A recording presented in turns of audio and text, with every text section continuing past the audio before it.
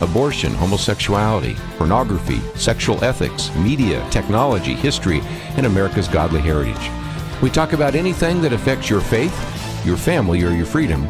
So don't go anywhere, because Point of View starts right now.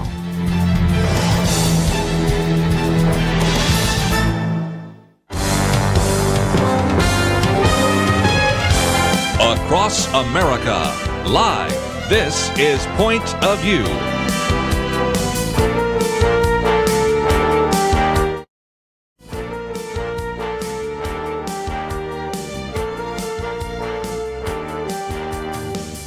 And now, Kirby Anderson. Thank you for joining me today. It is our weekend edition, and sitting across from me, Debbie Georgiadis.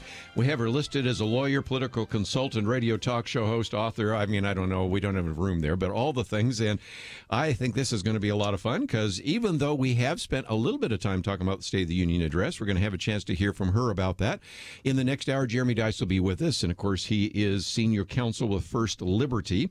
So we're going to be talking about the State of the Union address. We're going to talk just for a few minutes. I did some things yesterday on fact-checking, and I noticed that Debbie agreed with me that the fact-checkers need to be fact-checked. And then we'll get into some of the other socialist ideas being presented right now, whether or not we can ask all sorts of religious questions and nominees. We'll wait for Jeremy Dice on that, and whether or not we still have more vacancies than when the Trump administration began, and all sorts of other issues. So, first of all, I might just mention that we've always promoted your talk show, but you have a different venue now. And for some of our listeners in Dallas, they can still hear you and talk about what's going on.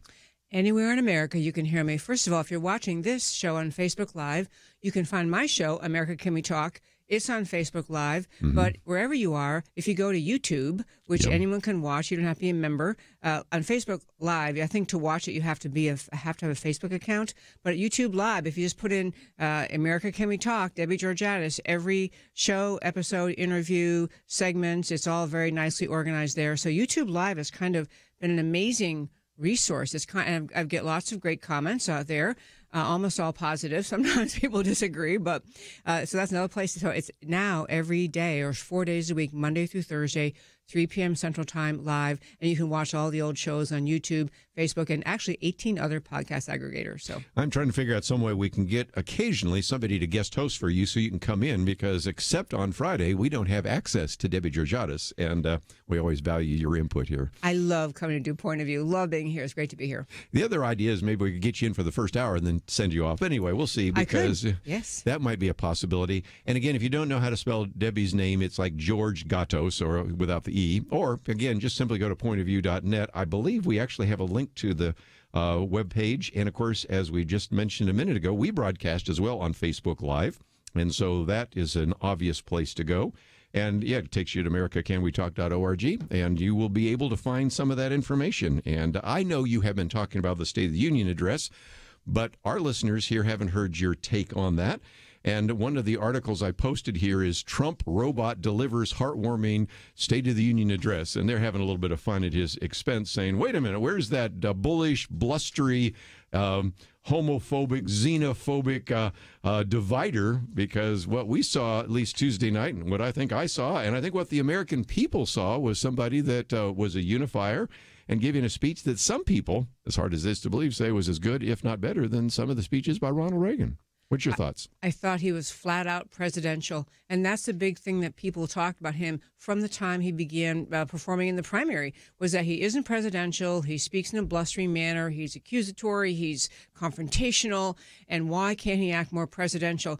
And this speech, both the delivery and the substance, the manner of his speaking, the topics he hit, the goals he set, it was just presidential, and I think it really set and I think it was a brilliant stroke for him to have such a broad-ranging State of the Union speech, to hit so many topics, because much of what America thinks about him is shaped by how the media covers him, which is this blustery, xenophobic, homophobic, blah, blah, blah, blah, blah, blah.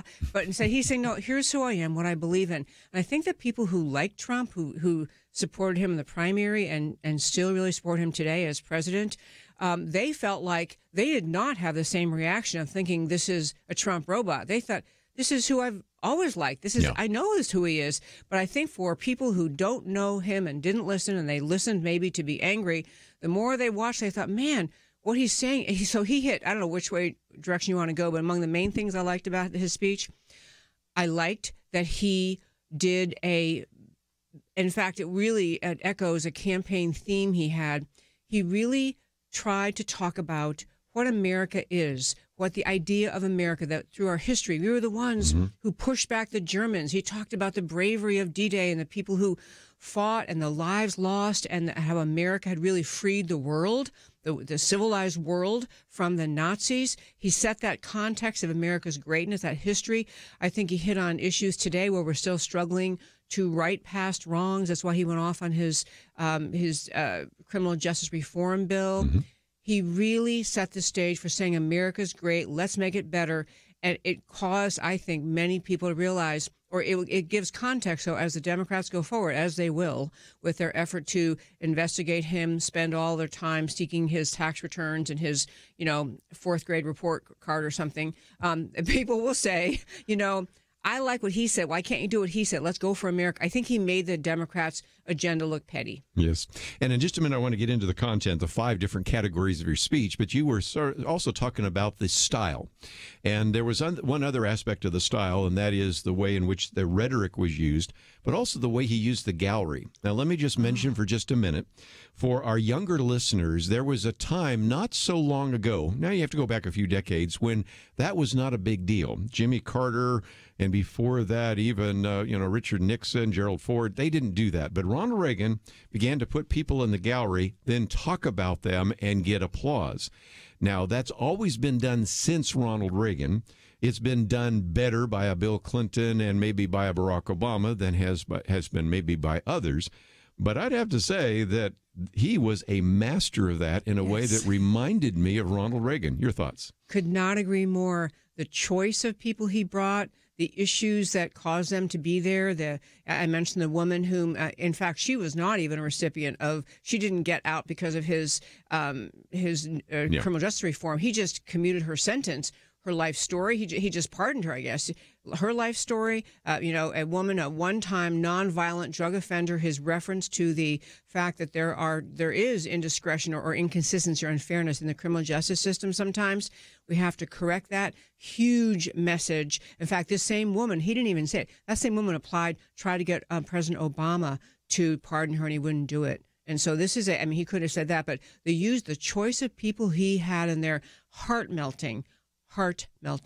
When we come back from the break, I want to talk about kind of the 5 different categories of his issues and then the fact checks, because even some of the fact checks were there is like, they saw the American troops like they came down from heaven. And one of the fact checkers said, well, Jewish people don't believe in heaven. Oh my gosh, And of course, 1 in 3 women were assaulted when they bring on caravans, and was that NPR or one of them said, oh, no, it's only 31%, not 33%. And the nitpicking, I don't think I've ever seen anything quite like it before. It exposed media malice.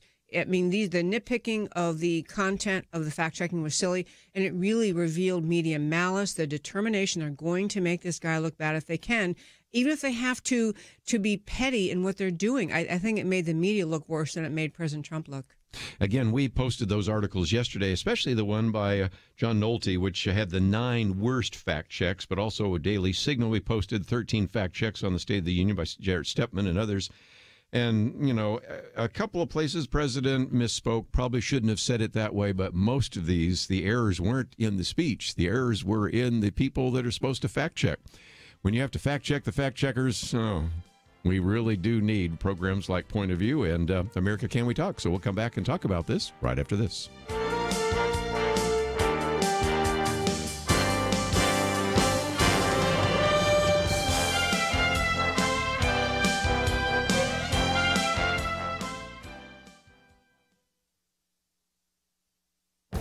This is Viewpoints with Kirby Anderson.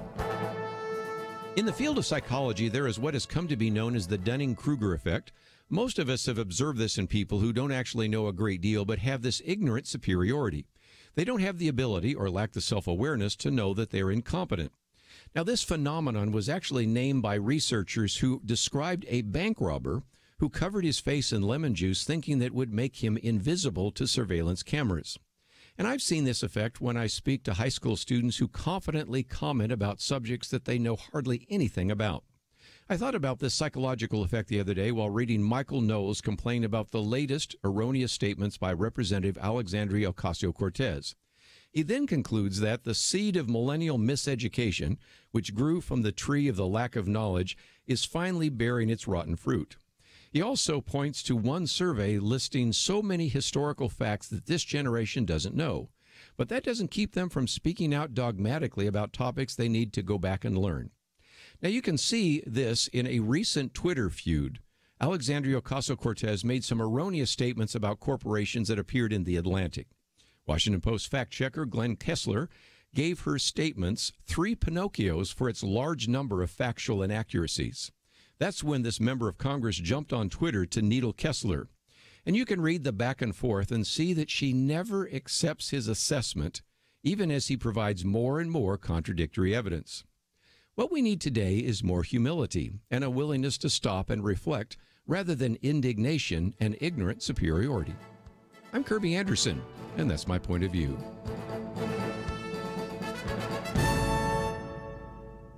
Take Kirby and the Point of View team with you on the go with the Point of View app. Search for Point of View Radio at the Apple or Google Play stores.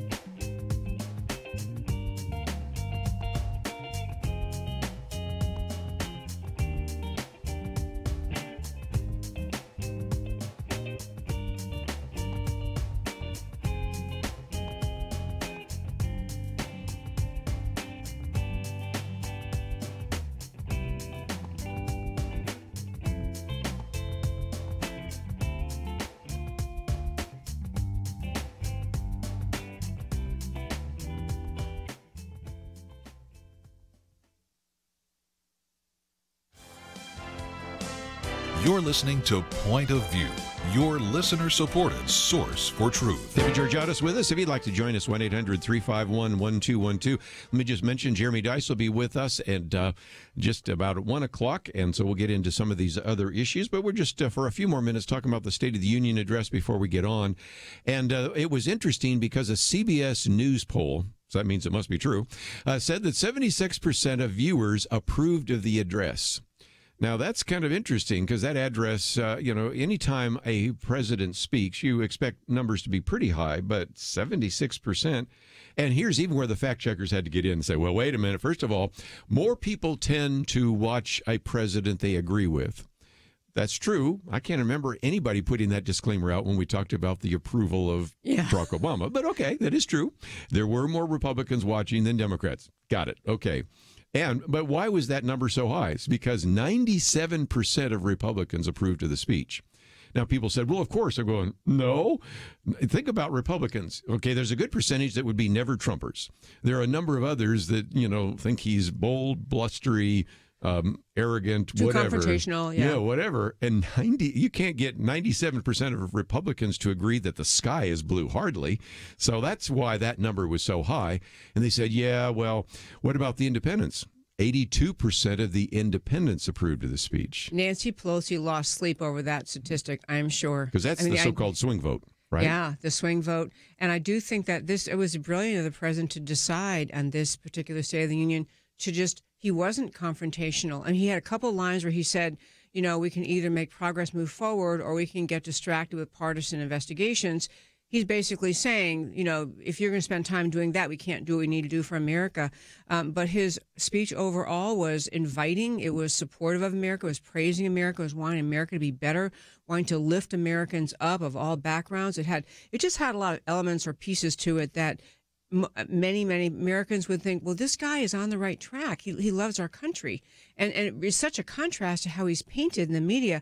So I think he did himself huge favors. And I think, the one thing I focus on my show, maybe you already talked about it, but when the Democrat women decided to all dress in white, or almost all of them did, the U.S. members of U.S. Congress who are Democrats, there is a really bad connotation about a lot of that. They said they dressed in white to show solidarity for women, but they could not clap when the president pointed out that we have, in fact, the one guy who had been helping rescue women who were being humanly trafficked across the border and he had been shot. They could not clap for that guy to say, wow, thank you for saving women. They sat on their hands.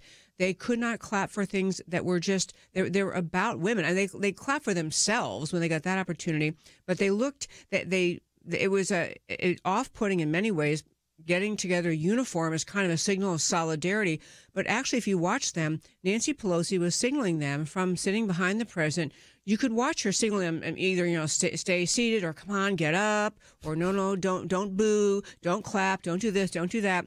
I mean, these are sheep. That's what these women were. They were just sheep. They were in white clothing, as a matter of fact, but they were waiting to be told how to act. The other thing is, if you elect someone, if you really care about issues and you pick someone to represent you in Congress, you actually don't want them to go there to be a sheep follower of even the leader of your party. You want them to go to be a thinker, to use their values, what they promised you when they campaigned. I believe in this. I don't believe in that.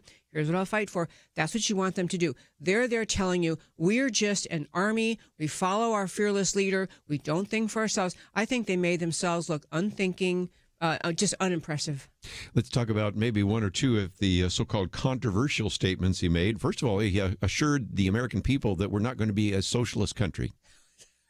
Oh, that and the one about the babies or children made in the holy image of God. Yeah. Those two were the best lines, in my view, of the speech. On the socialism one, I thought it was stellar and brilliant and wonderful to bring it out to the mainstream because, as we all know, Alexandria Ocasio-Cortez introduced her Green New Deal this week, which is, if you don't know what is in that, if you are listening and don't know, you can find many places to read about it. But it is not just about reducing CO2 emissions and environmental policy. It is a complete socialist takeover of this country. It is the absolute guarantee of a federal job, health care for all, free health care for all. It is universal basic income. It gives a federal government vast and vaguely defined power to correct all past injustice and inequities in this country. I mean, it is a massive, you could almost use the word communist, socialist control takeover of this country.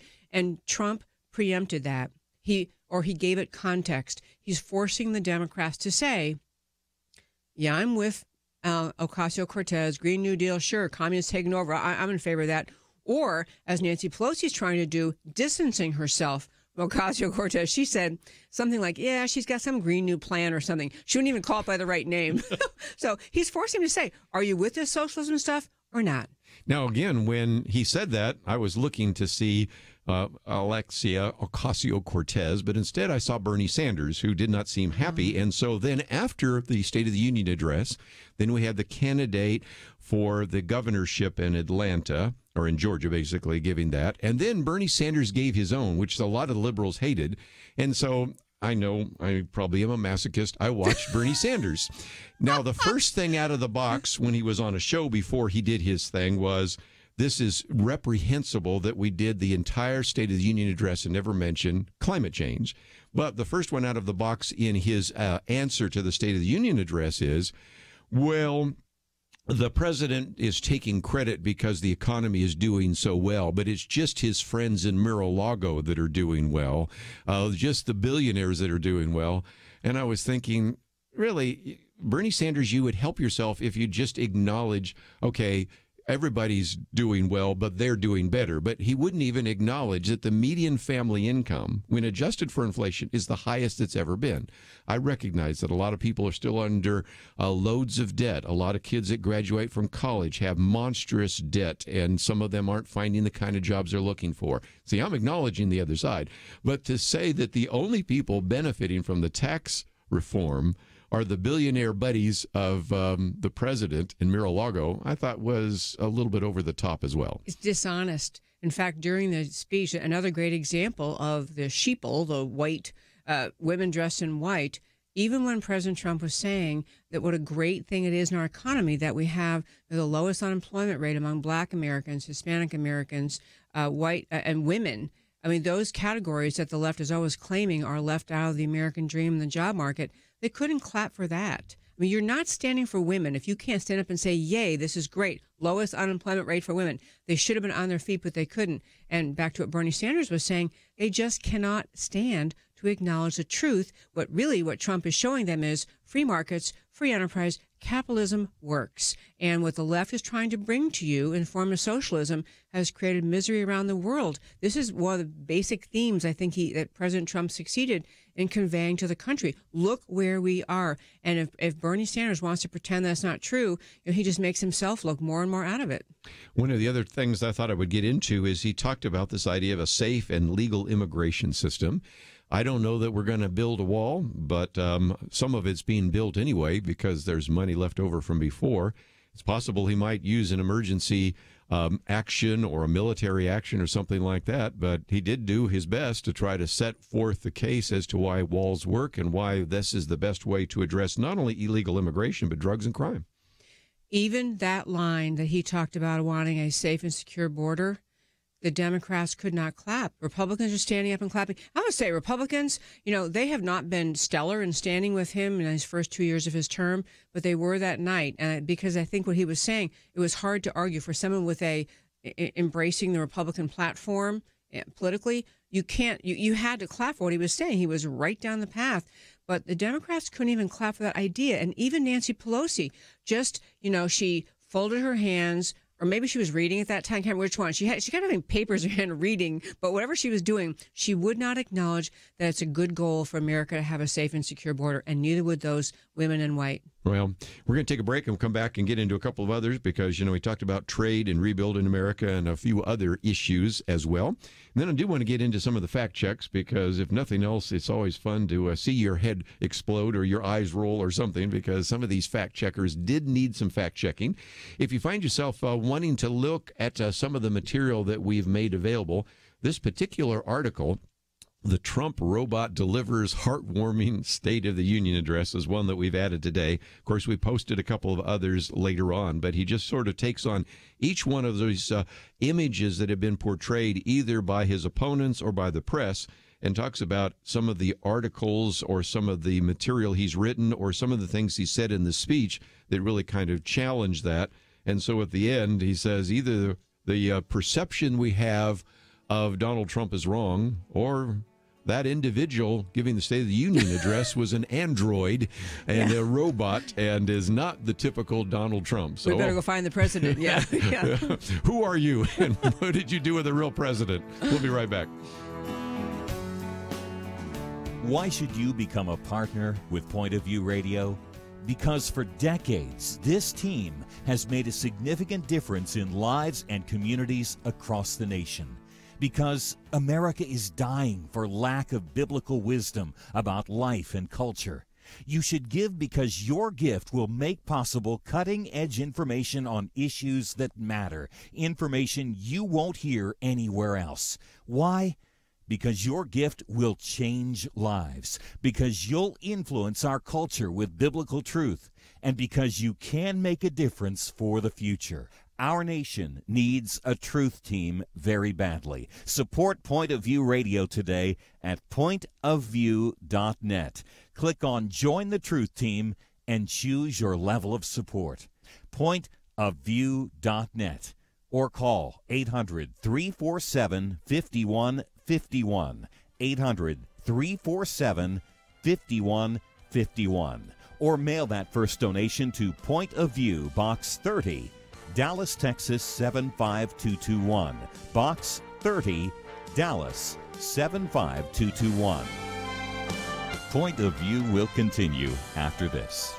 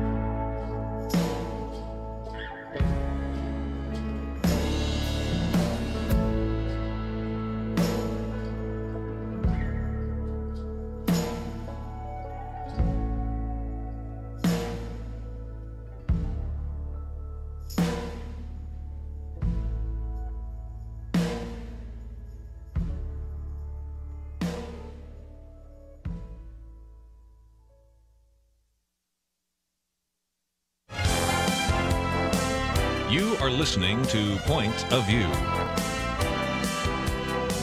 The opinions expressed on Point of View do not necessarily reflect the views of the management or staff of this station.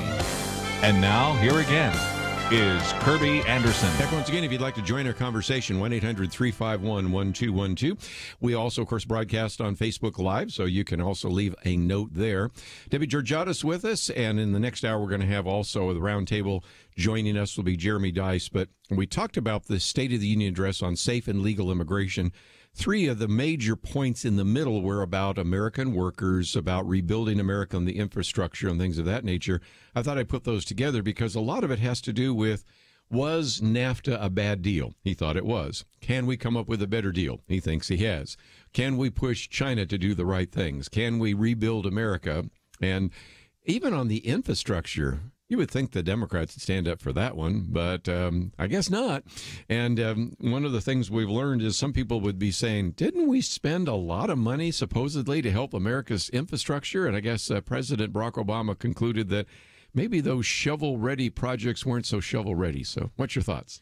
I actually didn't know how much we ended up spending under Obama, and maybe you don't know off the top of your head, but I didn't know how much we ended up spending then.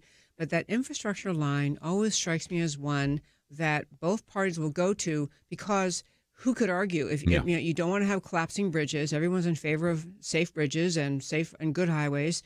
So I think it's kind of a feel-good, everyone agrees with us kind of line.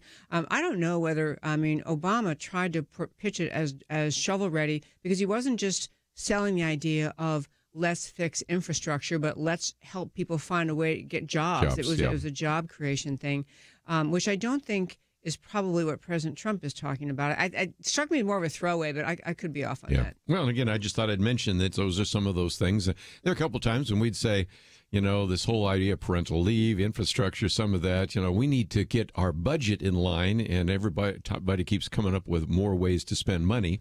But he also talked about health care, and he talked about national security. So, though, this is, I think, back to the point you're making, Debbie, this was wide-ranging.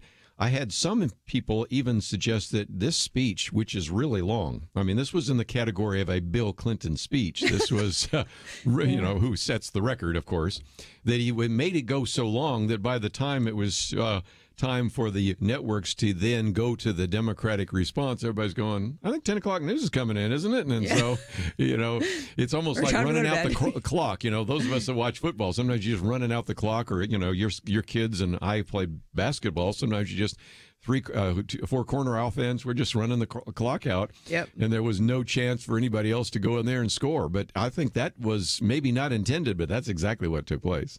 I think that's very true. I will confess, I did not watch Stacey Abrams. No, I didn't think you were going to.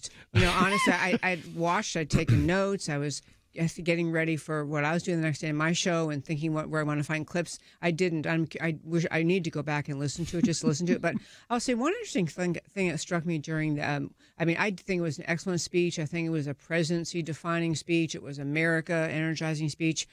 He did his very strong line on socialism. You were never going to be a socialist country.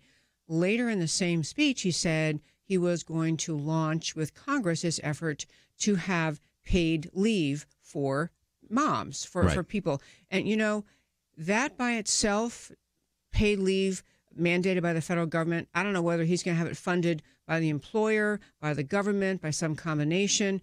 But that is actually a step towards socialism, and it's not really I've never supported those bills, even though I know that people do need help sometimes when they have a job and they need to figure it out in life. But once you create a program like that, where you have people thinking, well, it's okay, we can go ahead and have that third child, that fourth child, because after all, I'll get paid this, I get paid that. And there's what you should try to be doing if you're supporting freedom and not socialism is you should avoid creating more dependency-producing programs. And I know this is coming from his daughter, I know. President Trump's daughter, and she loves this idea. And it's a little bit of an invitation for the women's vote.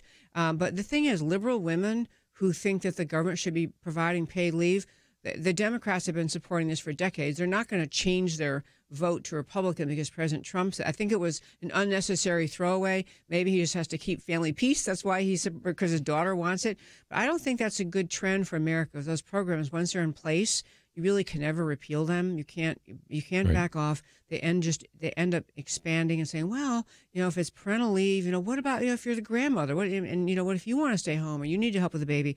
And then what if this? What if that? And you just grow and grow and grow the sense that employment and supply and substance comes from government instead of from personal responsibility. And again, some people listening to this right now would say, well, aren't you for parental leave? Well, the bottom line is a lot of companies provide that.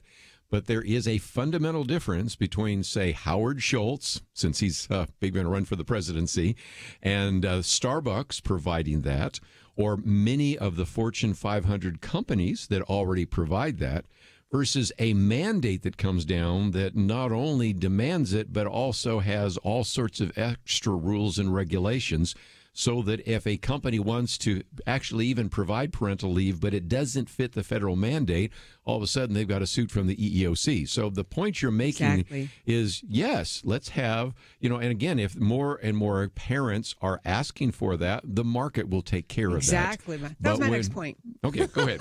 No, it's okay. It is very true, though, that I love when businesses supply parental leave. They support women or the husband, I guess, or whoever needs to stay home for a short period of time.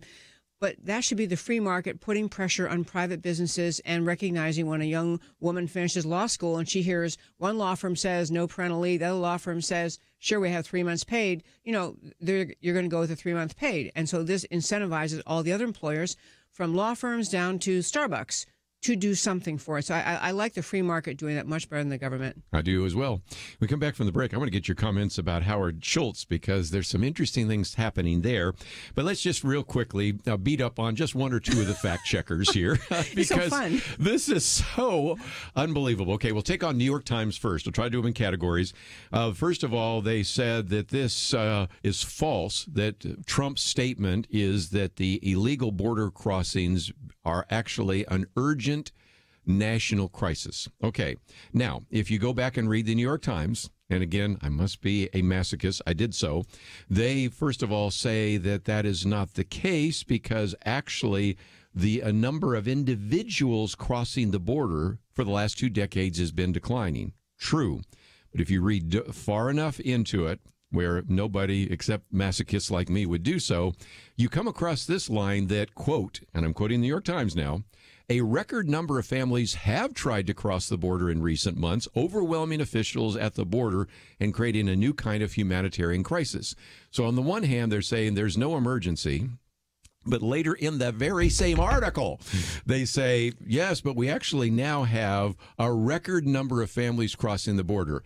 Now, we can disagree as to what that is, but I would have to say that that actually could at least be considered a crisis. Wouldn't you agree? Easily Unless a the crisis. word has been redefined. Yes, easily a crisis. And the New York Times, they're just showing their malice toward the president in both nitpicking that small point and then bearing the truth, which bears out what Trump said way down the article. Another one is akin. Donald Trump said that we have created 5.3 million new jobs. False. New York Times. Because according to the Bureau of Labor Statistics, since January 2017 till just September, which is the end of the fiscal year, we've created 4.9. So the difference between 5.3 and 4.9. But if you continue on after September, or you recognize that some of the job creation began after this candidate, Donald Trump, was elected and the economy began to boom, then you come up with 5.3. But they said that was, again, New York Times, false. Unbelievable. And the thing is, President Trump, I'm sure that Times could say, well, he should speak more precisely. He should say, and kind of give more parameters to it. They wanted, it's a picayune point whether it really only was 4.9, not 5.3. But the reality of it is what you just said, the 5.3, they can't help themselves. They make themselves look unjournalistic. They make themselves look like fake news. New York Times. President Donald Trump claimed that American troops have been fighting in the Middle East for almost 19 years. False. It has been 18 years since October 7th, 2001. I'm trying to do this with a straight face, but you're not helping because you keep laughing every time I try to put one of these on the table. I think he's being impeached over that lie. Go ahead. And then, of course, we have, everybody from Politico and the Washington Post, and I think even the NPR weighed in on this one. He said that 1 in 3 women have been assaulted in these caravans. And, of course, Politico and Washington Post said, no, it's only 31%, not 33%. Okay. Yeah, I was obviously the silliness of saying all that. Again, it makes them look petty, malicious, and unserious. I mean, you could take his speech and say, as Bernie Sanders did afterwards, that they want to critique his speech because he left out certain topics. He should have addressed this. He shouldn't have done that. But nitpicky, picayune things like that, they just look unjournalistic, unserious. Well, again, I have many more, but you can read those, and they were posted yesterday on our website, pointofview.net. And, of course, that's also where you can find out more about some of the comments made by Debbie Georgiadis on her radio program. I want to get her comments, though, about Howard Schultz and what that might mean for this presidential election right after this.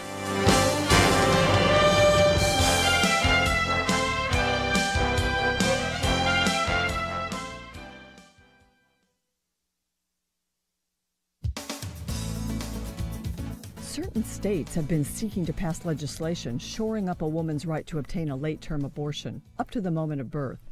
This, if we're honest, reminds us as a nation that we're killing children. Pastor John Piper has a way of demonstrating the obvious to make it even more obvious. He once took an abortionist to lunch armed with a 10-point spiel to convince him that the unborn are human beings. He didn't get far when the abortionist stopped him with the words, "I know that. We are killing children. It's simply a matter of justice for women," he explained. It would be a greater evil to deny women the equal right of reproductive freedom. He was saying that for a woman to have the equal right with a man to be free from the consequences of her unplanned pregnancy, she must have the right to kill her child. 6 years ago, John Piper wrote at desiringgod.org about the guilt we bear as a nation because we all know they are killing children. All of us know. Abortionists know. And states know. At the time Pastor Piper posted this piece, 38 states had fetal homicide laws on the books. A couple of weeks ago, the state of New York swept away its law that treated the killing of a wanted unborn child as homicide with criminal penalties. The medical community also knows abortion kills children. A caller to our radio show described the cognitive dissonance she experiences when entering the University of California San Francisco hospital that boasts one of the nation's top neonatal facilities. Babies as young as 22 weeks from conception are saved there. And abortions are performed there on babies that same gestational age. Pastor Piper also wrote about the window we now have into the womb. We know because ultrasound shows us we are killing children. We cannot claim ignorance. We all know. For Point of View, I'm Penna Dexter.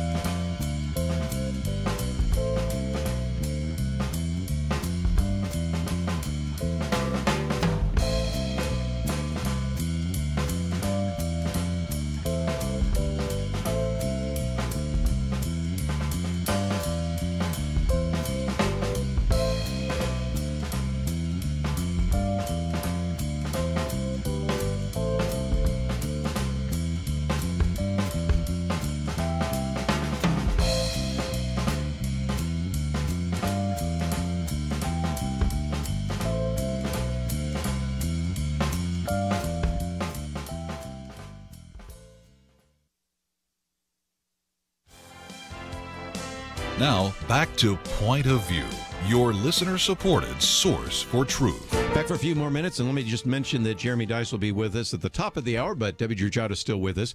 One of the articles we posted earlier in the week is by Nicholas Phillips, and I have had more fun with this article. Matter of fact, I have a commentary coming out next week called, and his article is The Sham of American Centrism. Now, what he's talking about is Howard Schultz actually has a candidacy that he thinks is going to be viable, because as you well know, Debbie, we have some people that are very conservative economically and politically, and some people that are fairly liberal economically and politically. But he says the Democrat Party is just, take out your gun, shoot your foot, shoot yourself on the head, because they're trying to out-liberal each other right now. And he's saying, even the other day when Kamala Harris said, I think we'll just get rid of private health insurance, and everybody goes, whoa, whoa, whoa, and then she had to back it off. And so he thinks that his candidacy is viable because 40% of Americans self-identify themselves as independents. But this particular article has a very interesting scatter diagram, and I'll hold it up in just a minute. It was done by the Voter Study Group a number of years ago, and the political scientist actually did something very interesting. And if you look at the chart on the x-axis, and people that aren't watching on the line can just get an understanding, on the x-axis, that's the horizontal axis. Remember algebra and all that, okay? Just barely. On the left-hand side are lefties. In other words, these would be the socialists. These would be the individuals that are very liberal economically. On the right-hand side are people that believe in the free enterprise system. And so that's the x-axis. Then on the y-axis, that's that vertical one. At the top would be social conservatives. And he asks questions about things like abortion. Boy, that's been in the news. I'm waiting for some of your comments. About same-sex marriage, about bathroom laws, about immigration. They would be at the top. Liberal individuals on the bottom. Now, if you look at the diagram, you see that the red dots represent the people that Donald Trump or people that voted for Donald Trump. And the first thing you see is, wow, first of all, he attracted both traditional conservatives and what you would call populists who might still be conservative somewhat on social issues, but not all that conservative on economic issues. And then even going down below the line, he picks up there. So in some respects, we've always talked about the Republican Party wanting to be a big tent. And it's possible to be a pro-choice Republican. By contrast, it is not possible to be a pro-life Democrat because you will see the blue lines all cluster down in the lower left-hand corner. But the point he was making for Howard Schultz is Howard Schultz calls himself an economic conservative, but a social liberal, which is over in this quadrant on the right-hand side. Where there are no dots. There are no dots. 3% of the electorate. So when he says that 40% of Americans call themselves independents, there's these people over here, but they're not in his quadrant. And so it, I think, first of all, shows that Howard Schultz has really no chance, which we already knew. And if he does, if anything, run, he's going to pull some of those people that would have voted for whoever that might be. The people that voted for Hillary Clinton last time probably going to vote for whoever is the nominee this time.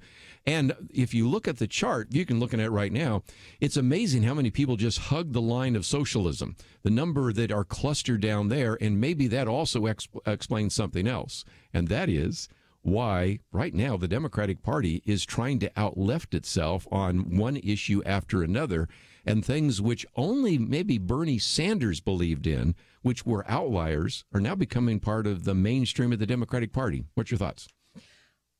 I cannot wait to play with that diagram, first of all, and then think about more. But on Howard Schultz, he made a statement right before or right after he announced he was going to run that in part he was driven to run by Alexandria Ocasio-Cortez's mission to essentially soak the rich. And her plan is not just to have very high tax rates on income, but to actually begin taxing net worth. To say, well, you're worth, you have and whatever you have. Elizabeth Warren wants to tax assets now, which I've never heard anybody suggest. Tax assets. So these are very, it's funny when you step back from a country and you study it in history. They'll pick out certain players, certain politicians, and say, well, the country was running along fine. Let's pick Venezuela, for example. But they got duped by or drawn in by, Maduro, with Chavez's promises, and we're going to make it fair. We're going to give everybody things for free.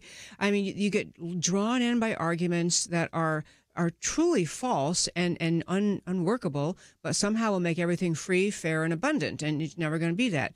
And so what we're seeing in the Democrat Party today is that this is what it's not just Bernie Sanders, Alexandria Ocasio-Cortez, and I believe nearly every major Democrat politician who has declared he or she's going to run for president has gotten behind Alexandria Ocasio-Cortez's thinking. So back to Howard Schultz, I think that I think he's making it very hard for leftists in this country to embrace Ocasio-Cortez because he's not known as a big liberal. I mean, he ran Starbucks. He was one trying to annoy people as you went in to buy your latte and force you into conversation. But let's talk about race in America. And, you know, they had to drop that because everyone got annoyed and stopped going to Starbucks. But he's not a he's known as a liberal, but he's pointing out how radically left today's Democrat Party has become. On the other hand, I read some really interesting things recently about who is against Howard Schultz. George Soros-funded organizations like Media Matters, and there's another one, I'm not thinking of the name of it, but the point is they have begun, they had to declare in a recent tax filing how much money they have already spent digging up dirt on Howard Schultz. Yes. The far left in this country is very worried that Howard Schultz is sounding reasonable. Yeah. He's going to make Democrat voters think, wow, Ocasio-Cortez symbolizes, she is the kind of ideological leader of the Democrat Party today. She's a standard bearer. She's off the rails. She's not even on the American playing field. And so they are going to be alarmed by her. And so Soros, Media Matters, these left-wing groups are trying to take out Howard Schultz early, trying to tube him like they're trying to tube other enemies of theirs. And I just think, I mean, honestly, it's fun to sit back and watch as a student of politics. It's fun to sit back and watch. What do the Democrats do about this? Do they, I mean, you know, Nancy Pelosi's kind of mocking Ocasio-Cortez. Trying to, yeah. Yeah. And she's, and also, actually, AOC, as she likes to be called, she kind of sucks up all the oxygen in the room and the media. Really is. It's really amazing. And Howard Schultz is trying, but I don't think he's going to get very far saying in this environment where people are getting really bothered by the advocacy and the agenda and the radical, a mafia-esque nature of the LGBTQ movement. I don't think a guy saying, yeah, I'm a big social liberal, vote for me. I don't think that's going to play with many Americans either. I don't either.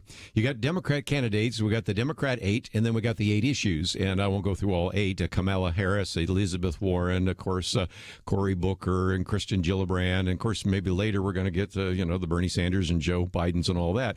But here are the 8 issues before we take a break.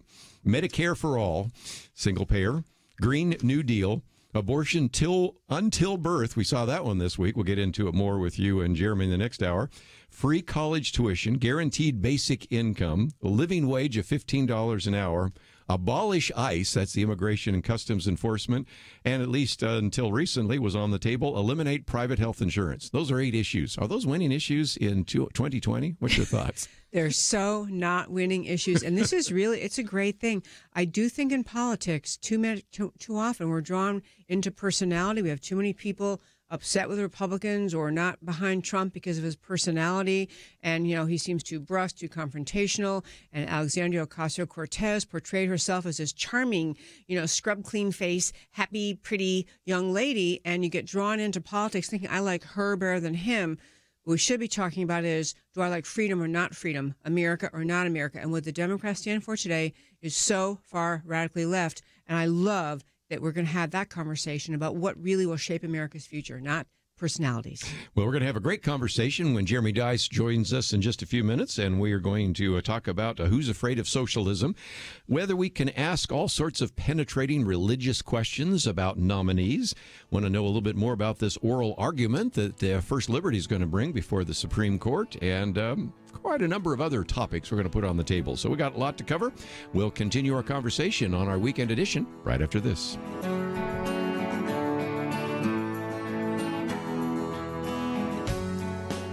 The leader looked around the table, motioning to the older men. He said, "You're here to remind us how faithful God has been in the past. Now, you middle-aged guys, you keep us focused on what God is doing right now. Make sure we don't stop. And you younger guys, keep us looking forward. Imagine what God wants us to be doing in the years to come." There's a lot of wisdom there. We have to be thankful for the past, focused on the present, and mindful to plan for a great future. Many listeners have made bold moves to partner with Point of View Radio and accomplish great things for more than 45 years. But as we look around, we do see many positive things, and I think we can all admit there's a lot more to be done. It's time to think about your next bold move, what you can do to invest for our nation's future. Be thinking about that. If you have an answer now, don't wait. Make your next bold move now. Give online at pointofview.net or call 800-347-5151. It's our future. The time is now. Pointofview.net and 1-800-347-5151. Point of View will continue after this.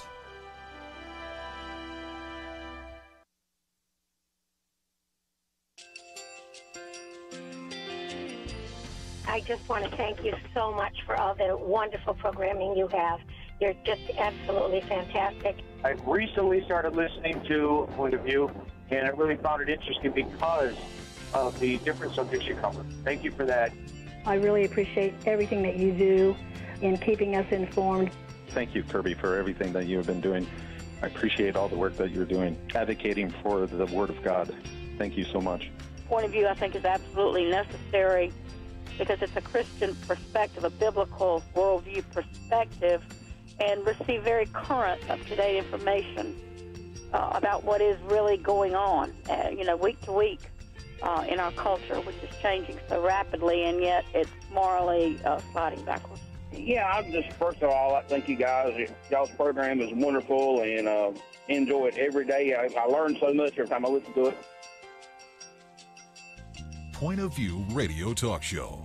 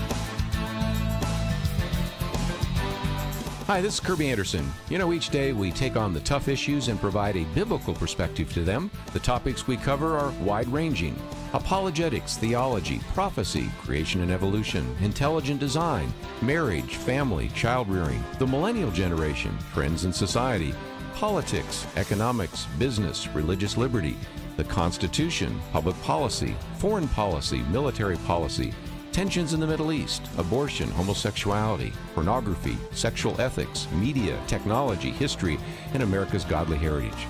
We talk about anything that affects your faith, your family, or your freedom. So don't go anywhere, because Point of View starts right now.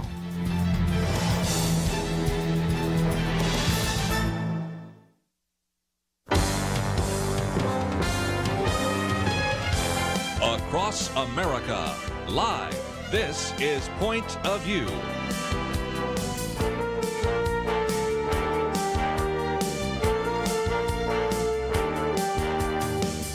And now, Kirby Anderson. Thank you for joining me. This is our weekend edition, and if you'd like to join the conversation at any point, 1-800-351-1212. Of course, we had the State of the Union address earlier in the week, but we haven't had a chance to hear everybody's comment around the table, so we may get to that a little bit later. A very interesting article we've posted, which I thought was interesting, by the editorial board of the Wall Street Journal. Who's afraid of socialism? Well, the president said we're not going to have a socialist country, but a lot of these ideas really are socialism, but people don't want to call it that. And then we'll get into the Green New Deal and Medicare for All and many other issues. But certainly today, since we have Jeremy Dice with us, we want to talk about not only the case that they have before the Supreme Court, oral arguments this month, but also one of the third articles we have here is asking religious questions of nominees. And so Mike Lee has had a few things to say to Senator Mazie Hirono, so we'll get into that.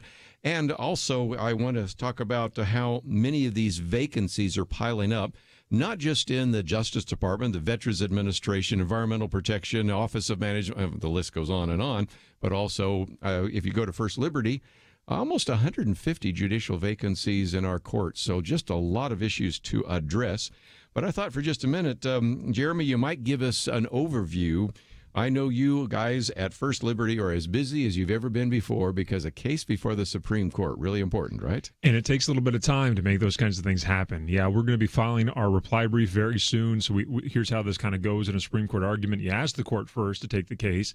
They take it. Then you got to make your merits brief, is what it's called. And it's a very long document saying, here's what our arguments are. Then the other side gets to respond to that, and then we get to reply to the response. And so that concludes all the written briefing of everything. And then you have the oral argument. So I would say in the next week or so, we're going to be filing our reply brief in Bladensburg, and that'll be all ready to go for the court to review. All the clerks will spend their time reading through the literally hundreds of pages, plus all the 38 amicus briefs that were filed alongside of our merits brief, and a few of them on the other side as well.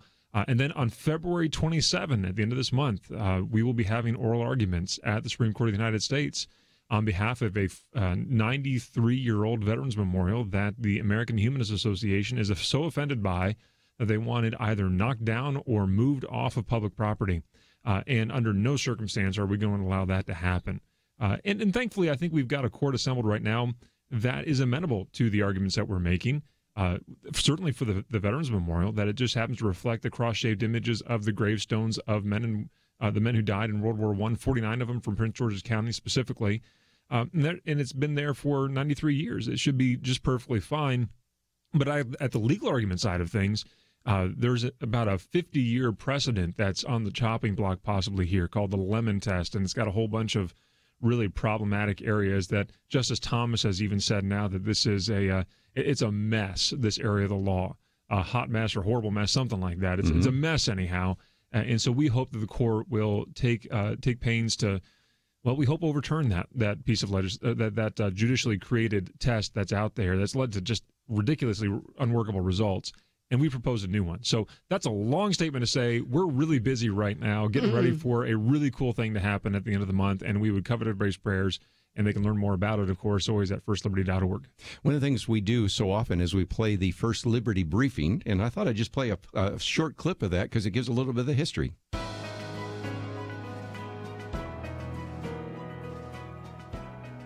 Welcome to the First Liberty Briefing. I'm Jeremy Dice. In 1925, the Bladensburg World War I Veterans Memorial was erected to honor the 49 men of Prince George's County, Maryland, who gave their lives in World War I. It stands outside of Washington, D.C., in the median near the National Defense Highway. This memorial, one of the oldest memorials on U.S. soil to honor the fallen of World War I, has stood without complaint for nearly a century.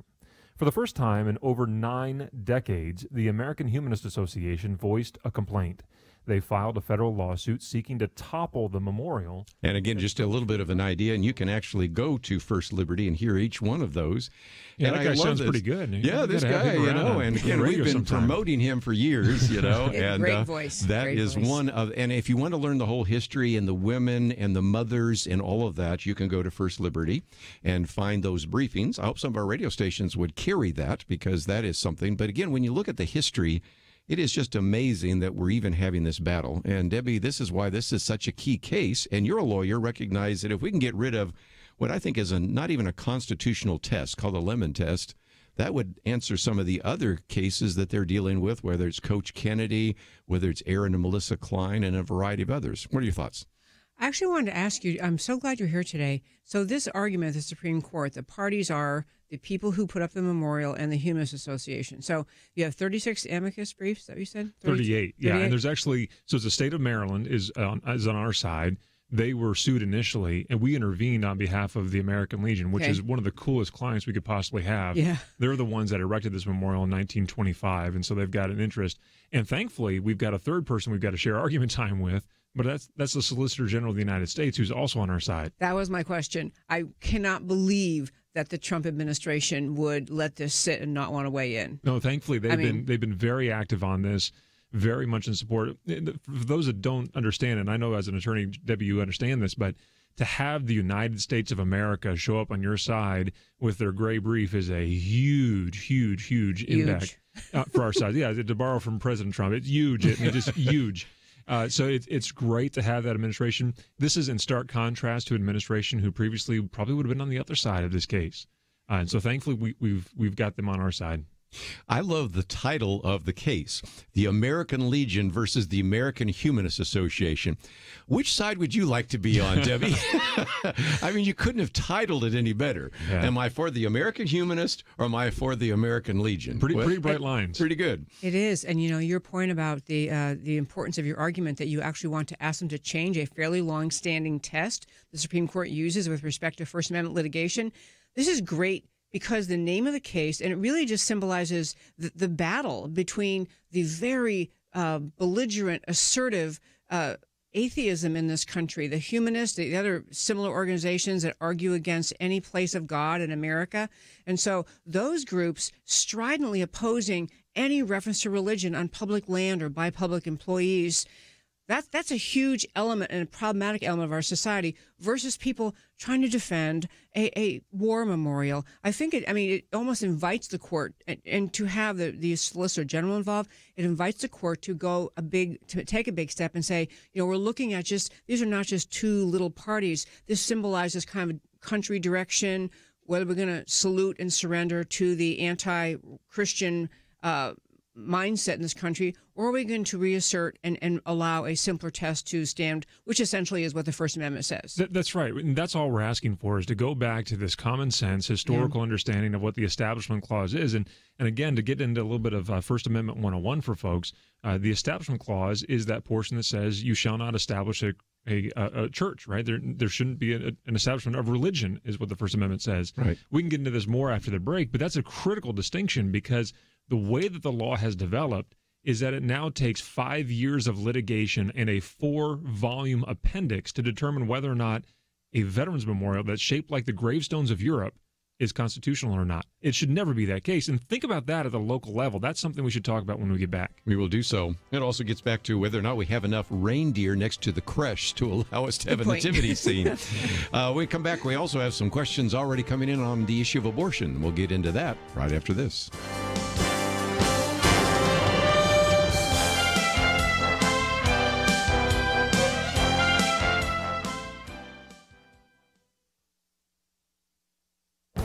This is Viewpoints with Kirby Anderson. In the field of psychology, there is what has come to be known as the Dunning-Kruger effect. Most of us have observed this in people who don't actually know a great deal but have this ignorant superiority. They don't have the ability or lack the self-awareness to know that they're incompetent.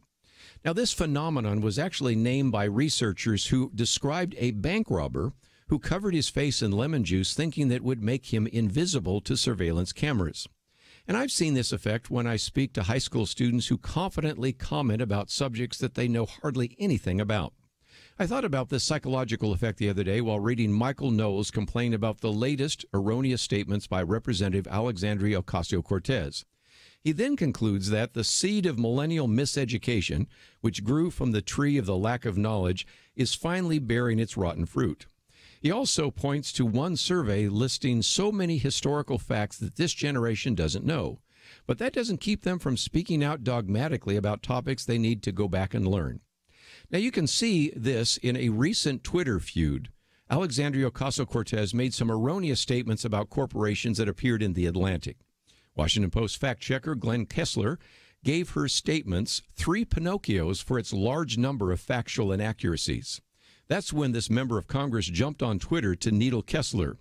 And you can read the back and forth and see that she never accepts his assessment, even as he provides more and more contradictory evidence. What we need today is more humility and a willingness to stop and reflect rather than indignation and ignorant superiority. I'm Kirby Anderson, and that's my point of view.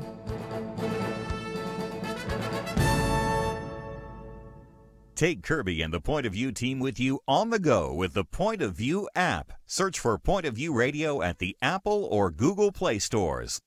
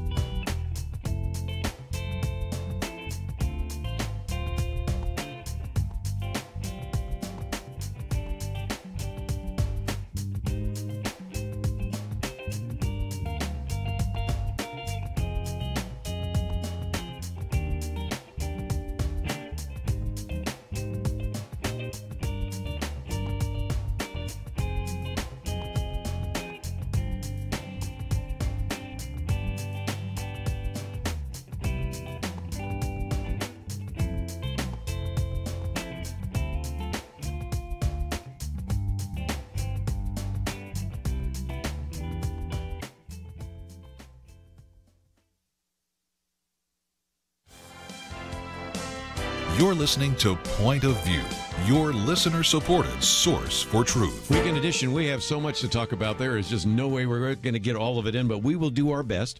A couple of callers already want to talk about the issue of abortion, and we did talk earlier in the week about Senator Ben Sass's bill, which is really nothing more than the Born Alive Abortion Survivors Protection Act. But now you have people saying, well, it's really anti-abortion, and so some of the Democrats say they can't vote for it. This piece that we posted before, I love it. Where America learned where its leaders stand on life and abortion. We learned that in a number of ways. The response or non-response of some of the individuals when the president was speaking. Also the reaction, interestingly enough, to Ben Sass's piece of legislation. And then the Supreme Court considering whether they were going to weigh in on this particular abortion law out of Louisiana. So we got a lot to cover. And we will take some calls in just a minute. But, Jeremy, you were talking about the fact that there are some logical, even local implications to this. Some people say, well, some of our listeners are in Maryland. They say, I've driven by that and I've seen it. But our listeners in Alaska, California say, well, what would it mean to me if you actually win this particular case? Well, number one, again, going back to our First Amendment 101 here, the Establishment Clause is that first of the 2 religion clauses in the First Amendment. It says Congress shall make no law regarding the establishment of religion. And what that was historically meant to mean is that you're not going to have a state-approved church. In other words, the government can't tell you what to believe, where to believe it, and how to believe that. That comes into the Exercise Clause then as well.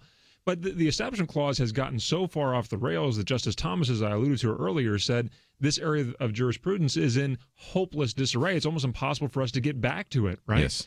Justice Scalia said we've tried to kill these tests time and time again, only for it to become this ghoul that walks at midnight, only to be Zombies. raised again Yeah. the next day. So it's been difficult for the court to kind of push this thing down. Yes. But the real world implications are what are the most frightening to me. What this has led to is basically these. You alluded to it as we were going to commercial. You have reindeer police in the city council, right? You got county commissioners, city councilmen, and others that now have to go out and with a tape measure and make sure you have sufficient numbers of reindeer, Santa Claus, and nutcrackers next to the creche or the menorah, lest you be accused of, quote, establishing a religion. It's gotten to the point now where if students hand out candy canes at school for their winter or Christmas parties, well, that right there tells you something going on. But if they hand them out at the Christmas party to their classmates, teachers are worried that they're going to get sued because they've somehow established a religion by allowing a student to hand out a candy cane. I mean, think about how ridiculous this has become. And that's just the kind of the silly sides of it all. Think of the actual, how hard this is to apply. I know most city councilmen and county commissioners are fine individuals, but the grand majority of them did not go to law school. And if they did, they didn't pay very close attention to the First Amendment in that 2 or 3 weeks of study in law school. So it's hard to apply these things on occasion. Yeah. And this case is a great case in point in that. We're talking about a veterans memorial that is shaped just like the cross-shaped markers over in Europe, over the graves of men who died defending our freedom. That's why the mothers of these men chose this specific shape for this memorial. But it has still taken 5 years of litigation in a 4-volume appendix. Think about how large that is. Are we asking city councilmen in Dubuque, Iowa, to figure out whether or not that marker that they have in their town square is okay? Are they going to have to go through those same legal loopholes and not even understanding, as wise and as smart as they are, having a difficult time to kind of parse through these different 5, 6, 7-step tests that the Supreme Court or other courts have outlined? This is just simply unworkable, and it needs to be put away. And so what we've proposed instead is a very simple thing, frankly. It's just getting back to what the Establishment Clause meant in the first place, the historical understanding of the First Amendment that says basically, look, unless the government is coercing you, actually coercing you through direct coercion or maybe an indirect statute of some sort, unless they're engaged in some sort of, I'm telling you how to believe something and where to believe it, then the Establishment Clause isn't even implicated. And allows us then to go on to look at the free exercise clause and things like that. That is just, frankly, common sense. It's what Justice Scalia and Thomas have talked about being originalism, going back to the original text of the Constitution. What does it say? Congress shall make no law regarding the establishment of religion. Unless the government is actually coercing you to believe something, they've not violated that Establishment Clause. That's what we're arguing, and we hope that will happen here in the next couple of weeks. I love that. I love the simplicity and the clarity. You know, I was thinking when you were talking about how we got where we are in the the Establishment Clause litigation jurisprudence. Which I remember the discussion in law school about the prayer in public school, and the argument of people saying we have to remove prayer in public school in part was that children who aren't religious at home, children whose parents are atheists and maybe they're Jewish, but the community is overwhelmingly Christian, they feel uncomfortable. They feel, so it was a sense of, because others may be made uncomfortable, the safer course is just to keep religion out of school, which had some kind of logical appeal, trying to look out for everybody else. But where that's gotten us is, and we are in this place in many issues in society, which is we have a right to never have to be offended, a right to never have to see something we might not like, have to look at something we don't agree with. That's part of what the argument about why someone drives by and sees a cross on public property. They're not hurt by it in any way, except they saw it, and it made them think, I don't like that too much. I wish I didn't have a cross. I don't want to have to look at that cross. It is a right to never be offended, to never have to see something you disagree with. And there, as far as I'm aware, nothing in the Constitution gives you that right. But it is a cultural thing, and it is played out in other arenas in American life too, on college campuses. I have a right to a safe space. I don't have to I get trigger warning because I might hear an idea I'm upset by. This is so unhealthy for a normal Western civilization culture to elevate the right of never having to see, look at, or be offended by, or hear anything about something I don't agree with. I love the simplicity of what you guys are arguing for. Right. I mean, look, what is this monument establishing? It doesn't do anything. It simply memorializes men who died defending our freedom, 49 of them for Prince George's County. And I mean, their mothers said, this is my son's gravestone. They didn't know they'd be able to go see their son's grave over in Europe anytime. You couldn't just pick up on a plane and go. But monuments don't establish, they don't coerce people into doing anything. They're passive. They just stand there, literally. That's all that they do. They memorialize things that we take interpretations of, but they don't force you to believe anything. And they certainly don't require you to bend a knee or whatever it might be, whatever the accusations are that it somehow establishes a religion. My gracious, it doesn't do anything. It just stands there. It's a veterans memorial. And if we knock it down, what we're actually doing is desecrating the memory of men who served and sacrificed everything in the defense of freedom. That is unconscionable. Yeah. Well, again, a lot more we can cover. But again, one of the reasons we encourage you to click on that particular link to First Liberty is so, first of all, you can get their prayer request. I really want to mobilize a lot of prayers as we get closer to those oral arguments. We were hoping to talk to Kelly after that, but he said he's got all sorts of events, but he thinks he might be able to make it back the next day. So maybe I'll catch one of you guys that aren't involved in all those activities, but we'll follow those oral arguments. And by the end of this term, we should have a decision. And if the decision is against you, which I don't think it will be, but if it is, they'd have to start tearing down some of the crosses in Arlington Cemetery too, wouldn't they? That's right. The Canadian Cross of Sacrifice is at jeopardy. The Argonne Cross, that's in jeopardy there in Arlington. The Tomb of the Unknown Soldier has that famous religious-sounding inscription on the side of that Veterans Memorial, also erected by Gold Star mothers in World War I, at the end of World War I. You got Teddy and Bobby Kennedy's. They have their graves there in Arlington National Cemetery, and their headstone happens to be a white cross. And, so you're going to have to knock those down. And then the bulldozer's going to just keep on rolling across the country until they knock down anything that looks religious in nature that happens to memorialize the sacrifice of men and women who have given everything for freedom. I cannot imagine. I would love to be in that Supreme Court watching the argument. What will the answer be of the Humanist Society, whoever is the other party? What is going to be their answer if they say, well, if we go your way, aren't you saying we have to take down all the crosses at Arlington? There's nowhere to go with that except, well, no, you could carve. I mean, what are they going to say? There's no answer to that. I think it really, I think it's a really profoundly important case for just kind of recentering our, not just our legal standards, the Supreme Court jurisprudence, but really the way society thinks of these issues. We've let this notion of I never have to look at anything and I have a right to be free of even visually seeing something that offends me. It's absurd, and I love the idea of the court trying to counter that. All of that again at First Liberty. And again, when we come back, some people want to talk about abortion. You probably saw what happened in Albany, New York. Since I go to New York every year, you're originally from there. I could, in my mind's eye, imagine what it was like when they were cheering this late-term abortion law, which then was signed by the governor on the 46th anniversary of Roe versus Wade. And we thought, well, that's enough. And then in Virginia, we had a delegate there who actually was suggesting similar legislation. And then the governor decided to weigh in. And then the governor ran into some difficulties. And then the lieutenant governor seems to be running into some difficulties, maybe even the attorney general. So we got some comments there.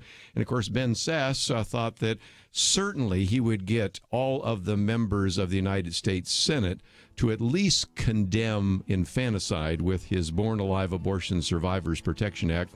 Nah, didn't get that either. So we have a lot to cover, and we have a number of phone calls that want to address that issue. So we will do so right after this.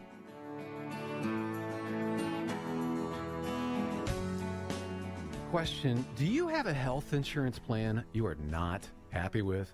Well, Bethany and Jason thought they were stuck. Their plan just kept getting more expensive, and Bethany's favorite doctor didn't even take that plan anymore.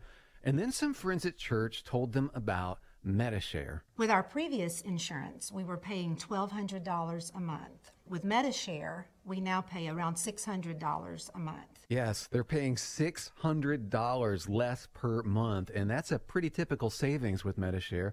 And they actually like MediShare more.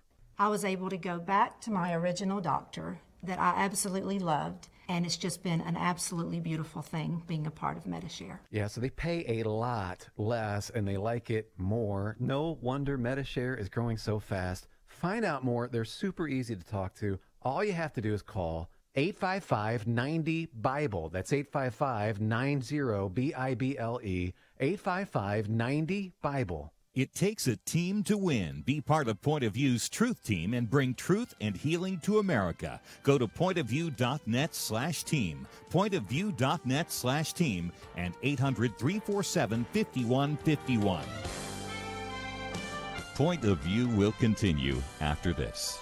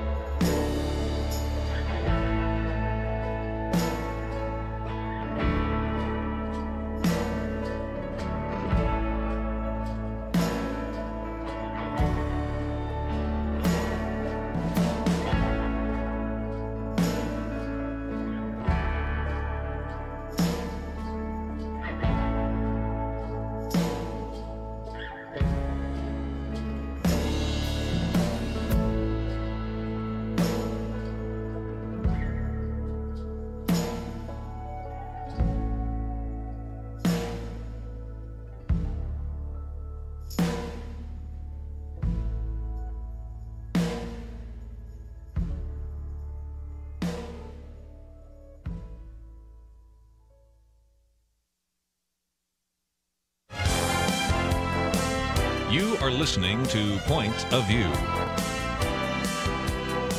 The opinions expressed on Point of View do not necessarily reflect the views of the management or staff of this station.